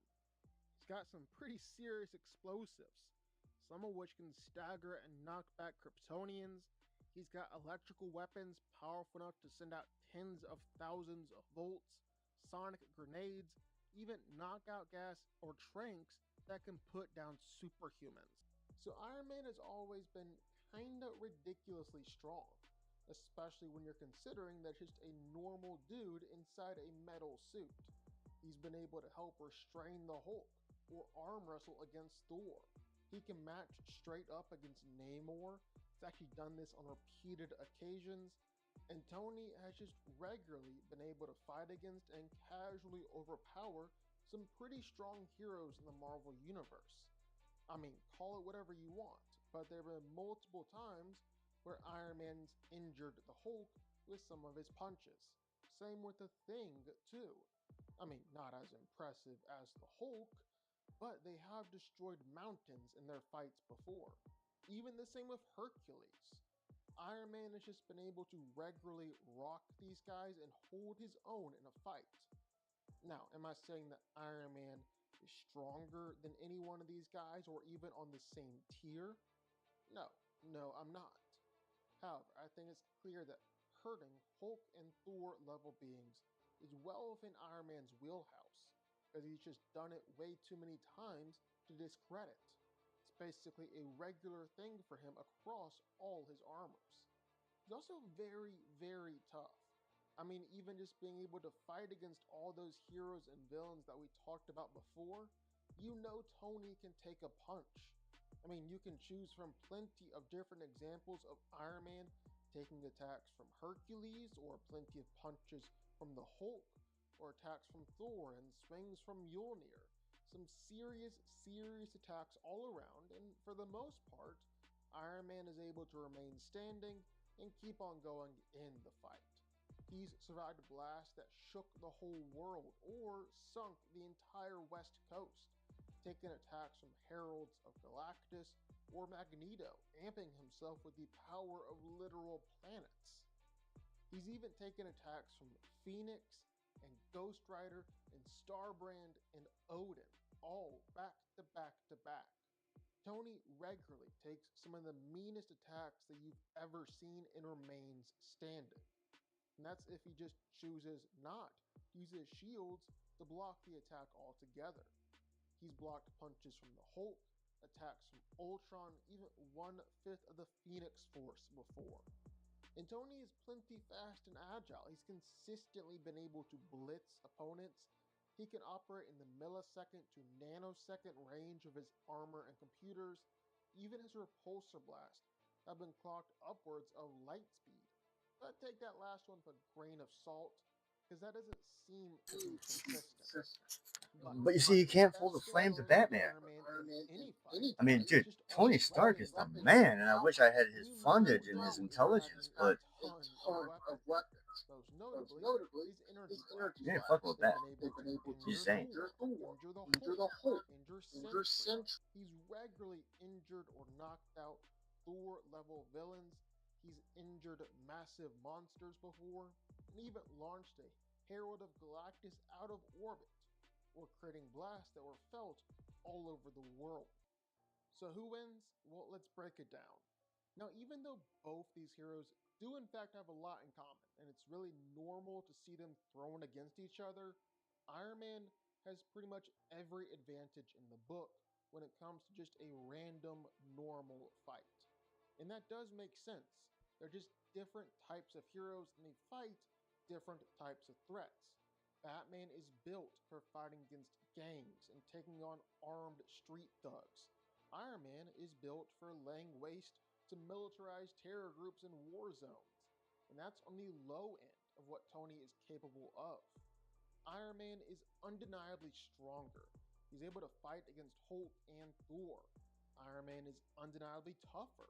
He can survive a nuclear bomb with just 1% of the armor's power remaining. Iron Man undeniably has better tech and weapons. He's regularly been able to injure planetary level threats. Now, you can argue that Batman is definitely more skilled. That's not really much of a debate. But you really can't argue that Batman is any smarter or more prepared than Iron Man. Both are super geniuses and some of the smartest men on the planet. Batman isn't going to be able to reliably one-up Iron Man, and Tony isn't going to be able to reliably one-up Bruce. And that really doesn't work out in Batman's favor here. Because when he's facing off against threats that are just this much more powerful than him, while he relies on his brain and his tech to lead him to victory. But everything that Batman can think of here, well, Iron Man's also already thought of it. Like if Batman tries to go full stealth mode, Iron Man has enough radars and different layers of X-Vision that'll make Superman jealous. Batman tries to hack Iron Man's armor or launch out an EMP blast, well, Tony has already made his suit unhackable and capable of surviving planet-level EMPs. Batman would make Iron Man definitely work for a victory, because he's Batman. But there's really no doubt, Iron Man wins that fight pretty much every single time. He's just got way too many advantages to lose. Now, maybe you want to say that Batman needs his own suit of armor too. He definitely has built some seriously powerful suits throughout the years. Like there's the Hellbat suit. It was made to survive the harsh environments of Apocalypse, and Batman had the Justice League help him construct it, being forged by Superman in the heart of the sun, forged by Aquaman using the density of the depths of the ocean, infused with willpower by Green Lantern, infused with the Speed Force by the Flash, and having circuitry designed by Cyborg, blessed by Hephaestus, and even coded by Lex Luthor. And in that suit, well, Batman went toe-to-toe against Darkseid. No kidding, he fought the Lord of Apocalypse in this suit, and didn't just hold his own, but kinda beat Darkseid. That's just insanely impressive. It's also not the only time we've seen the Hellbat in action. Lois Lane was able to get inside of it, and even though she's clearly not Batman, she was still able to hold her own against Eradicator, a Superman-level being. Batman also put on the armor again in order to beat up and destroy a demon who was about to kill Etrigan. The Hellbat is a seriously powerful piece of tech. The only downside is that it has a weakness of feeding off Batman's metabolism, so there's definitely a limit on the time it can be used before it outright kills Bruce. Then there's also the Justice Buster, which is strong enough to hurt Wonder Woman with its punches. It's durable enough to take attacks and speed blitzes from Superman. It's even got computers fast enough to process and react to the Flash's speed. I mean, this armor was built to defeat the Justice League. What more really needs to be said? But of course, if you're gonna give Batman some of the most powerful suits of armor he's ever created, well, it's really only fair to do the same thing here with Iron Man. Like the Hulkbuster, which is designed to fight against and beat the Hulk, or the Thorbuster, which is designed to fight against and beat Thor, or even the Phoenix Buster, which actually did succeed in injuring the Phoenix Force, a cosmic entity capable of changing and shaping reality. Then there's the Godbuster Mark II, which was able to kill Celestials and fight against Dark Celestials. So, some of the most powerful beings in the Marvel Universe. That's not all either, because there's the Celestial Hulkbuster, because when the latest Hulk and Thor fight was so much that required Iron Man to step in and get involved, while Tony made a suit of armor out of the body of a Celestial. Or there's even the Cosmic Iron God armor. Iron Man infused a suit with the power cosmic, was able to destroy planets and stars and fight against Michael Korvac in a fight that was threatening the entirety of the universe. So even when you're using both Batman and Iron Man at their best and with their best armors ever, Iron Man is still leagues above. The Cosmic Iron God armor was on a straight up abstract level where even the living tribunal was nervous about him. This fight is iconic because both Tony Stark and Bruce Wayne are so similar in a lot of ways. But it's really not close. You can't take Batman lightly, but Iron Man is seriously more powerful. He's just as smart and prepared, and he'll come out on top pretty much every single time. Iron Man wins this fight, and it's not even close. But what do y'all think? Sound off in the comments down below. I know you're gonna have thoughts and feelings on this one for sure. If you stuck around this long and made it to the end of the video, that's amazing. Thank you so much for watching and for supporting us. And if you want to go subscribe, well, go subscribe. You're going to see more videos like this one every single week. I'll see y'all then. I'll see y'all next time.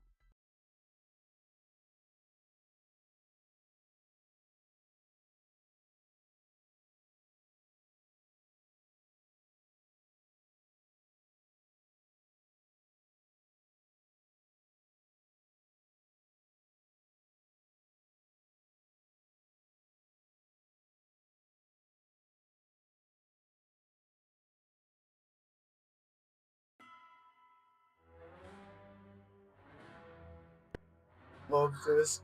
This is some of the funniest fucking shit ever. Snowflakes drifted through the dim glow of the neighborhood streetlights, settling softly over the quiet Chicago suburb. But the silence was broken by the uneven crunch of footsteps. Kevin McAllister limping down the snow-packed street, clutching his side, every breath trembling from cold and pain. He called out for help, voice cracking in the frozen air. Hello? Mom? Dad? Mom? Dad? Where are you guys?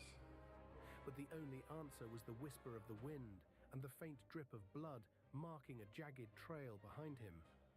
He staggered forward, desperate, shivering, the Christmas lights on distant porches blurring through the tears welling in his eyes. Then he heard it. Where do you think you're going, you little prick? We ain't done playing yet, kid. The fun is only getting started. Kevin froze. Slowly, he turned. Down the road, framed by the swirling snow, stood Chucky, brutalized, melted, half-scorched from the house of traps he'd just fought through, but still very much alive. And in his hand, he gripped a knife. Chucky tilted his head with a wicked smile. What's the matter? You give up? Or are you thirsty for more? He took a step forward, then another, slow, certain, relentless.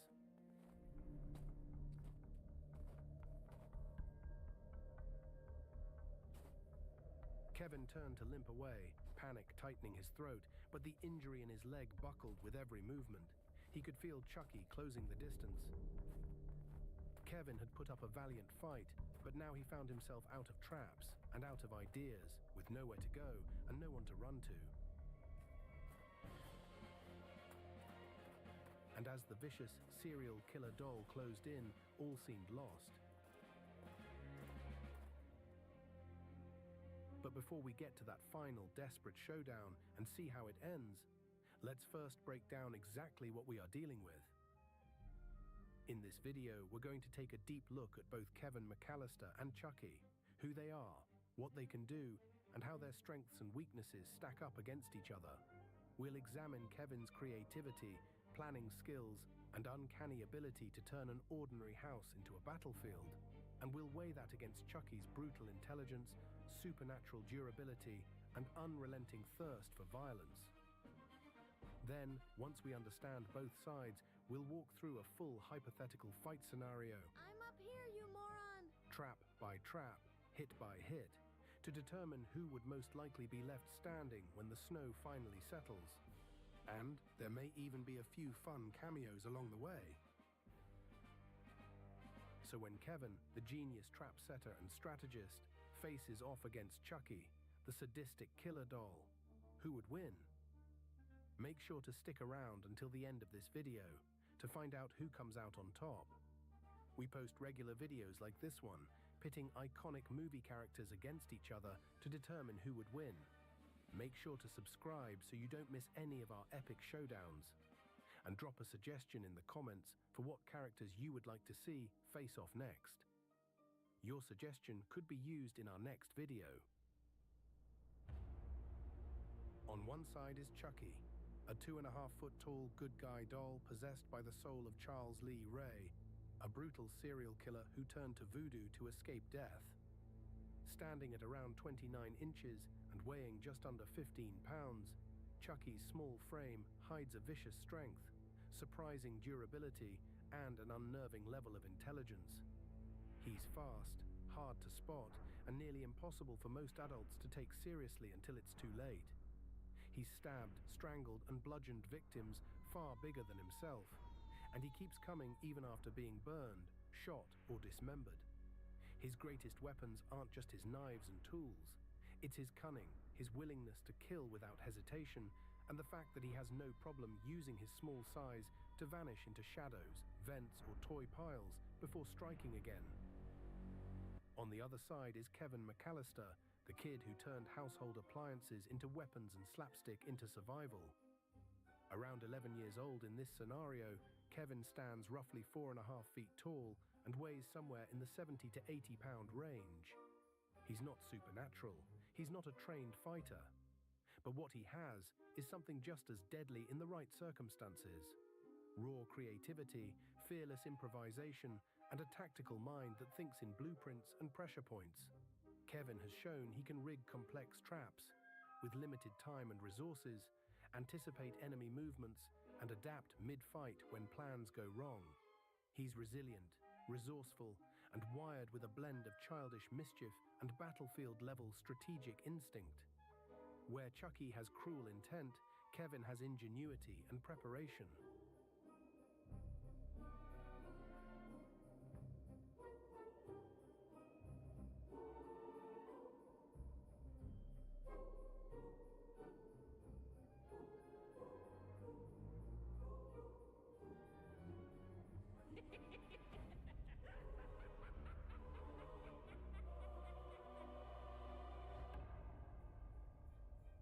Snow fell gently outside the McAllister house, the twinkling Christmas lights flickering against the windows as the family scrambled around in their usual holiday chaos.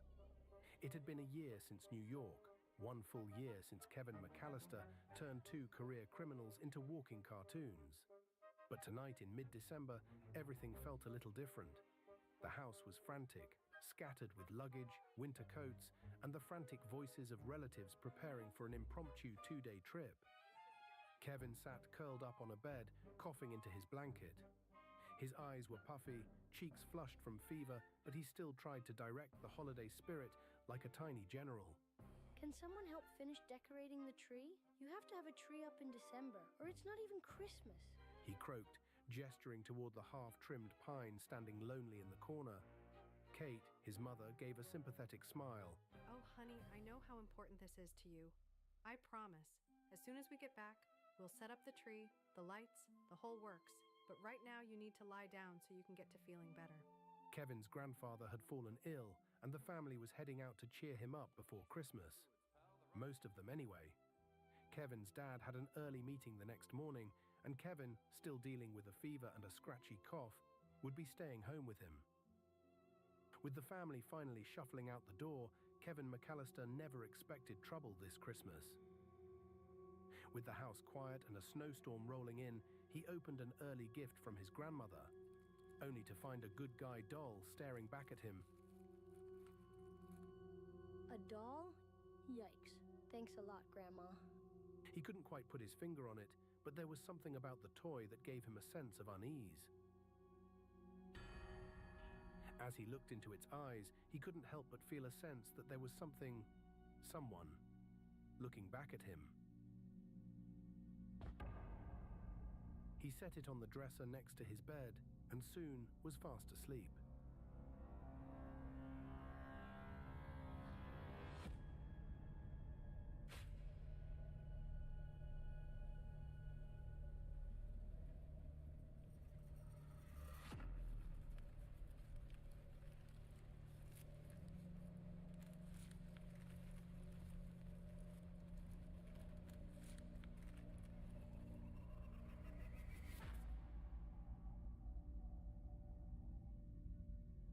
By morning, his dad was already at work, and Kevin woke to something unsettling. The doll was no longer on the dresser. It was lying on the floor beside his bed, as if it had moved on its own. Little things around the room felt off, until the doll suddenly spoke to him in a sharp, snarling whisper. Hi, I'm Chucky, and I'm your friend till the end. Wanna play? Hey kid, don't just sit there like an idiot. Let me out of this box! Kevin froze, stricken with fear as the doll continued to talk. Not pre-recorded phrases, not batteries, real words, threatening words, demanding to be let out of the box, promising what it would do if he didn't. Kevin felt his stomach twist. Something was deeply, dangerously wrong here. Panicked, Kevin shoved the doll into a cardboard box, taped it shut as tightly as he could, and ran several blocks through the snow to dump it in a dumpster.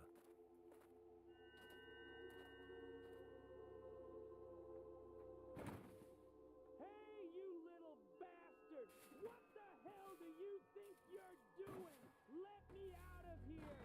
From inside, the doll screamed and cursed, making promises that it would escape, come back, and burn his whole house down. Face of yours and feed you to some damn dogs! Let me out of here, Kevin! Kevin! When I get out, I'll burn your house down! I'm coming back, Kevin! I'll burn it all to the ground! Terrified, Kevin rushed home and called his dad, but the snowstorm kept cutting the line. His father told him that he was snowed in at the office and to stay with the neighbors until he could get back. But Kevin knew better. That doll wouldn't stay gone, not for long. And if Chucky was coming back for him, Kevin wasn't running. He was preparing. Because once again, Kevin McAllister was home alone.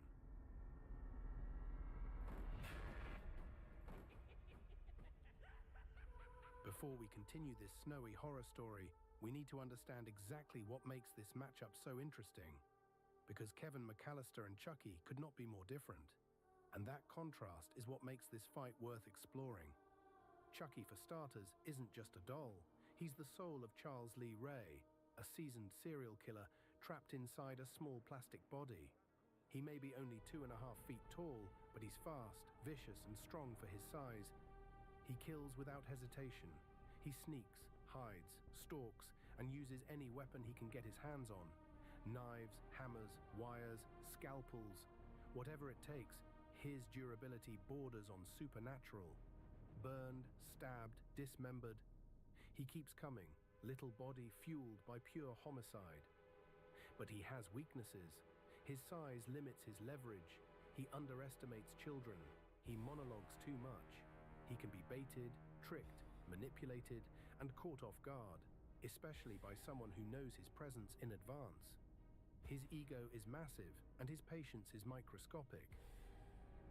Now on the other side, you have Kevin, kid genius of improvised warfare. He's not physically imposing, and he's not violent by nature, but he is the single most resourceful child in movie history. His mind works in blueprints and pressure points. Give him a house, some time, and an armful of ordinary household items, and he transforms the environment into a playground of catastrophic traps. He's calm under pressure, learns from his mistakes, and adjusts instantly when things go wrong. He's also extremely resilient. He takes falls, hits, burns, and keeps going. His weaknesses: he's still a child. He panics when fear overwhelms him, and he's never faced something supernatural and murderous before. Something that won't just slip, fall, scream, and leave. Chucky isn't Harry or Marv. Chucky would want him dead.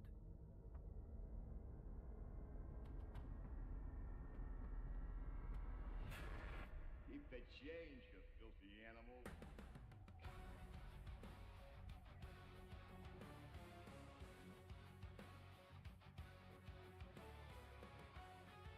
Inside the house, the snowstorm hammered the windows, but Kevin barely noticed. He was already in motion, slipping into trap-building mode like it was second nature. With his father unable to come home for who knows how long, Kevin knew it was up to him to once again defend his house from that thing that was on its way to destroy it. The first trap he set was the front door. Kevin dragged an old car battery from the garage and clipped the jumper cables onto the terminals, the metal sparking lightly as they locked into place. He carried the cables into the entryway and wrapped the ends firmly around the brass doorknob, winding them until they held solid against the metal. Anyone grabbing that handle would get a jolt strong enough to stop them in their tracks. This wasn't a prank. It was his first strike, the opening move in a war he hadn't asked for but was ready to fight.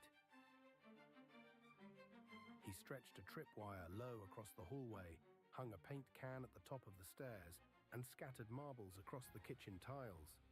In the living room, he propped ornaments on loose shelves and rigged a space heater behind the back door. Every room became its own little battlefield.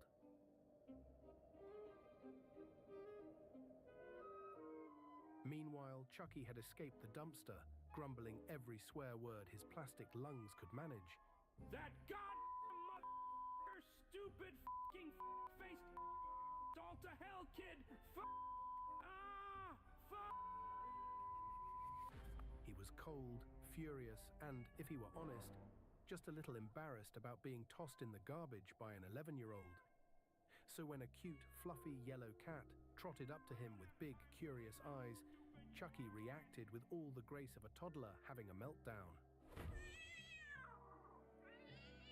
A moment later, he crossed paths with someone else prowling the neighborhood that evening.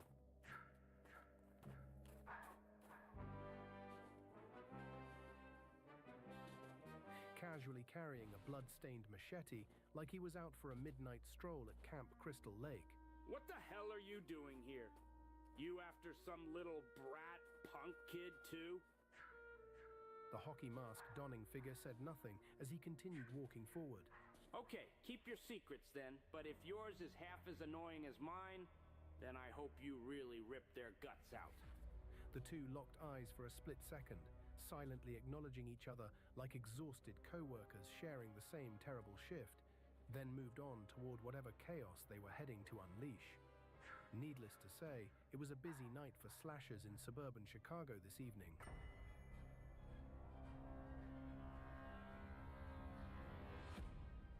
Kevin spent the day darting from room to room, setting trap after trap with the focus of someone who'd done this before.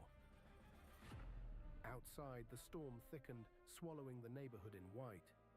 Somewhere out there, dragging itself through the snow with pure, furious determination, Chucky was making his way back.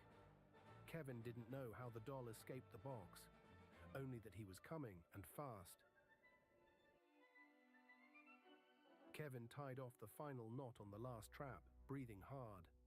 For a moment, the house went still. Then, outside the window, he saw it.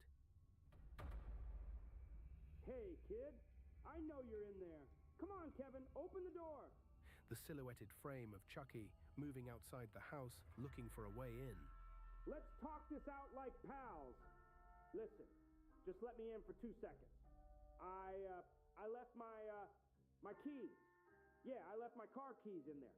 Just let me come in and grab them and I'll be out of your hair. Come on in, you horse's ass. I left the front door unlocked for you. Kevin yelled back as Chucky began making his way toward the front door, muttering threats into the winter air. I'm going to tear his throat out and flush it down the toilet. That stupid little piece of licking, garbage-eating, face munching bastard kid. I'll kick in his face and in his mouth.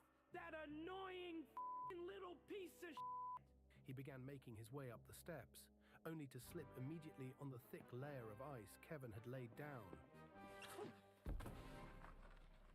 Growling, he climbed back up, this time moving more slowly and carefully.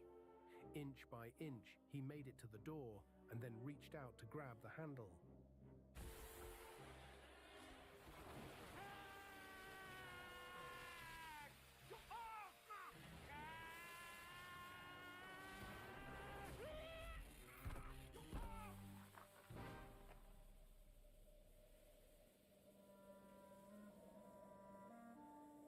Fine. Front doors are for wimps anyways. Furious and smoldering, Chucky scrambled to his feet, dusted himself off, and once again treated the surrounding neighborhood to his uniquely imaginative usage of the English language.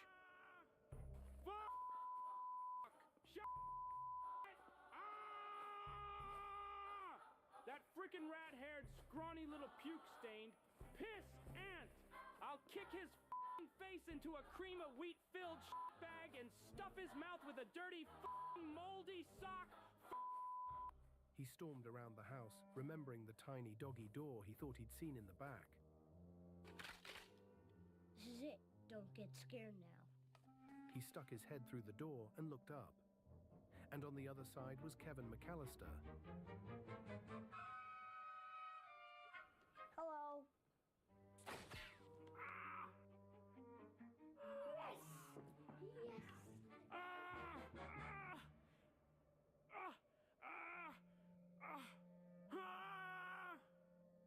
God, I hate that kid so much.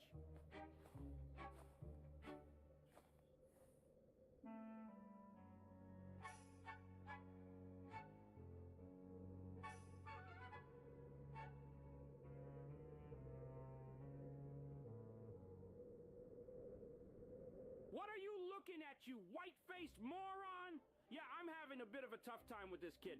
So what? I seem to remember you getting owned by some babysitting teenage girl with a coat hanger. So do a little self-reflection before you start judging other people, okay? Enraged beyond measure now, he decided there was no more playing around.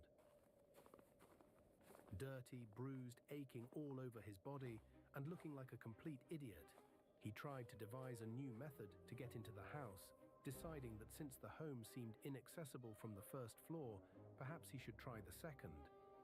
He scaled the siding of the house like a rabid squirrel, slowly climbing up the guttering onto the roof, attempting to reach an open window on the second floor.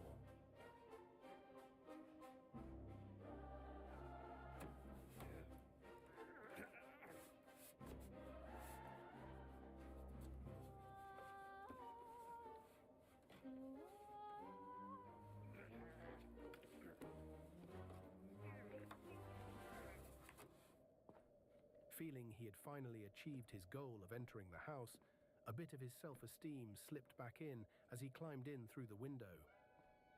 Let's see how you like me now, you stupid little runt. As he entered the window, darkness swallowed him, as Kevin had removed every bulb from the room.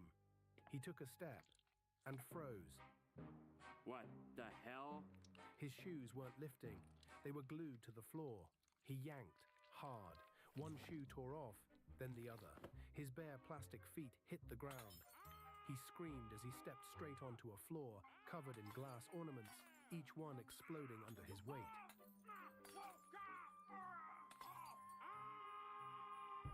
From there, he plunged into Kevin's house of horrors, trap after trap after trap. Swinging objects, falling tools, surprise hits, tripwires, slaps, smashes, burns. Every trick Kevin had ever perfected and every new one he'd invented. With every trap he stumbled into, his rage grew.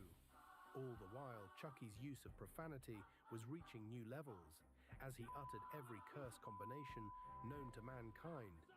He was even inventing new ones between screams.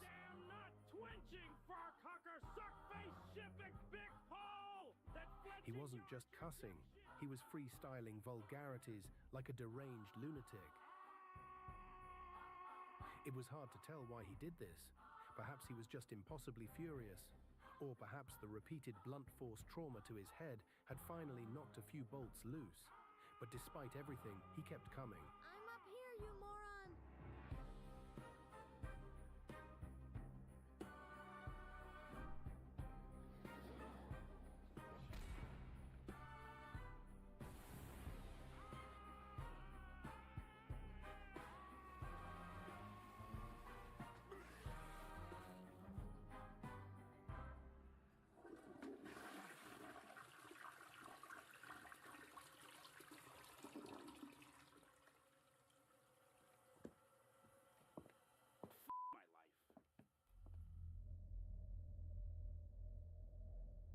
Chucky picked up a knife from the kitchen floor and continued to pursue Kevin through the house.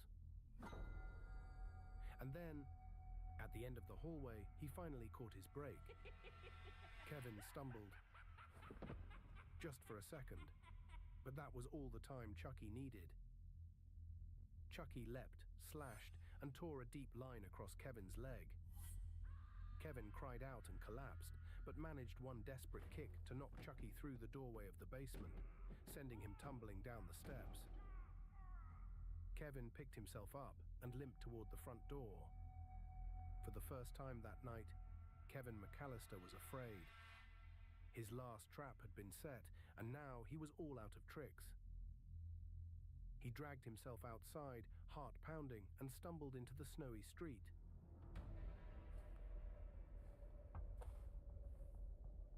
Behind him, he could hear Chucky pushing through the exterior basement door in pursuit.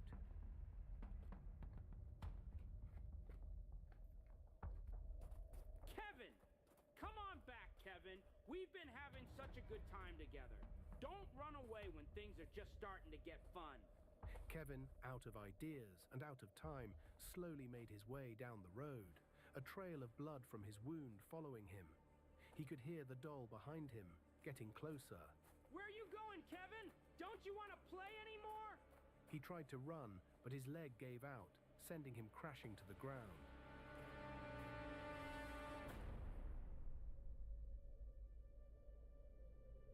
You're not so tough when you're outside of your house. Chucky approached with his knife in hand, his voice dripping with sadistic delight. A jolt of sheer panic surged through Kevin, rooting him to the spot instead of sending him running. He knew that with his injury, escape wasn't an option anyway. This is the end of the road for you, you annoying little blonde-haired twit. I could have made it quick, but after that little house of horrors, oh no, I'm going to take this nice and slow. Chucky gripped his knife, preparing to strike. Kevin shut his eyes and waited for the blade.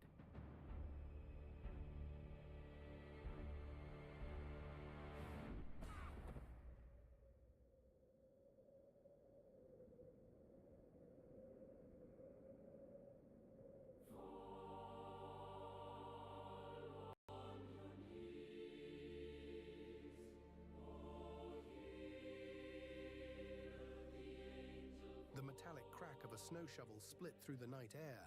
Chucky was knocked to the ground with a thud. And standing over him, shovel hoisted like a battle axe, was Old Man Marley. Hello, Kevin. Are you okay? Let's get you up. Marley helped Kevin stand back to his feet, and the two began walking side by side down the snowy road.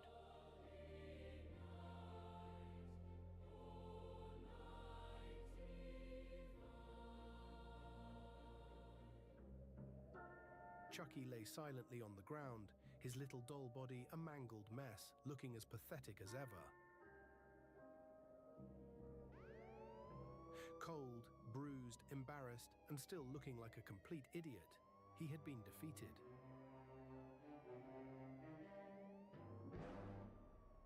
The police had already arrived, alerted by concerned neighbors who heard the commotion outside.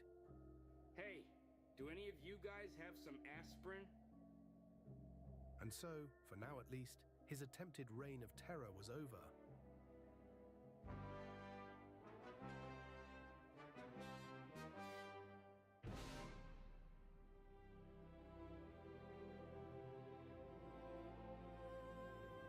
Charlie and Kevin stood side by side, watching as the police took Chucky into custody. Then, together, they continued down the road toward home, where Kevin knew safety waited for him, and where Christmas could finally feel like Christmas again. So if Kevin McAllister faced Chucky, who would win? Although Kevin would absolutely outsmart Chucky in the early stages, turning his home into a labyrinth of traps that would leave even a murderous doll battered and humiliated, Kevin almost always finds himself in peril by the end. His ingenuity buys him time, but when the chaos settles, Kevin is usually cornered, exhausted, and out of tricks. Chucky is relentless, and likely would last through much of Kevin's assaults, and ultimately find a way to gain an advantage. However, perhaps that's where Kevin's true strength shows up. Kevin's greatest ability isn't just his creativity or tactical brilliance, it's his heart. He has an uncanny gift for showing kindness to the lonely, the misunderstood, and the people everyone else ignores. So, do you bring your friends up here? I haven't got many friends. And in return, those unlikely friendships become his saving grace at the exact moment he needs them most. It's not luck, it's who he is. So in the end, I give the ultimate victory on this one to Kevin for his unwavering courage, clever resilience, and the compassion that turns strangers into allies when it matters most. So although Chucky would give Kevin a run for his money and might even gain the advantage over him in a moment of weakness, in the end, that foul-mouthed little idiot doll would find himself utterly outmatched, not just by Kevin's wit and ingenuity, but by his heart. And maybe, just maybe, by a little Christmas magic too.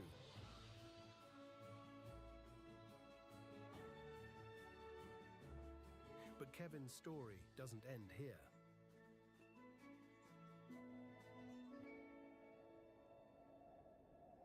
Hours after Chucky was taken into custody, Kevin was back inside.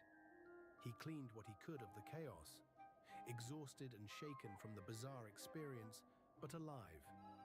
And then the phone rang. Kevin smiled with relief as he rushed to pick up the phone, thinking that his dad had finally gotten a call through. But it wasn't his father. Rather, it was a low, oily voice that spoke through the other end. A voice that Kevin did not recognize, one he had never heard before. The sound of it immediately made him feel uneasy. He didn't know why at first. He just had this deep sense that the person he was talking to was dangerous. And when Kevin said hello, they simply replied by saying, "Hello, Kevin. Say, can I ask you a question? What's your favorite scary movie?"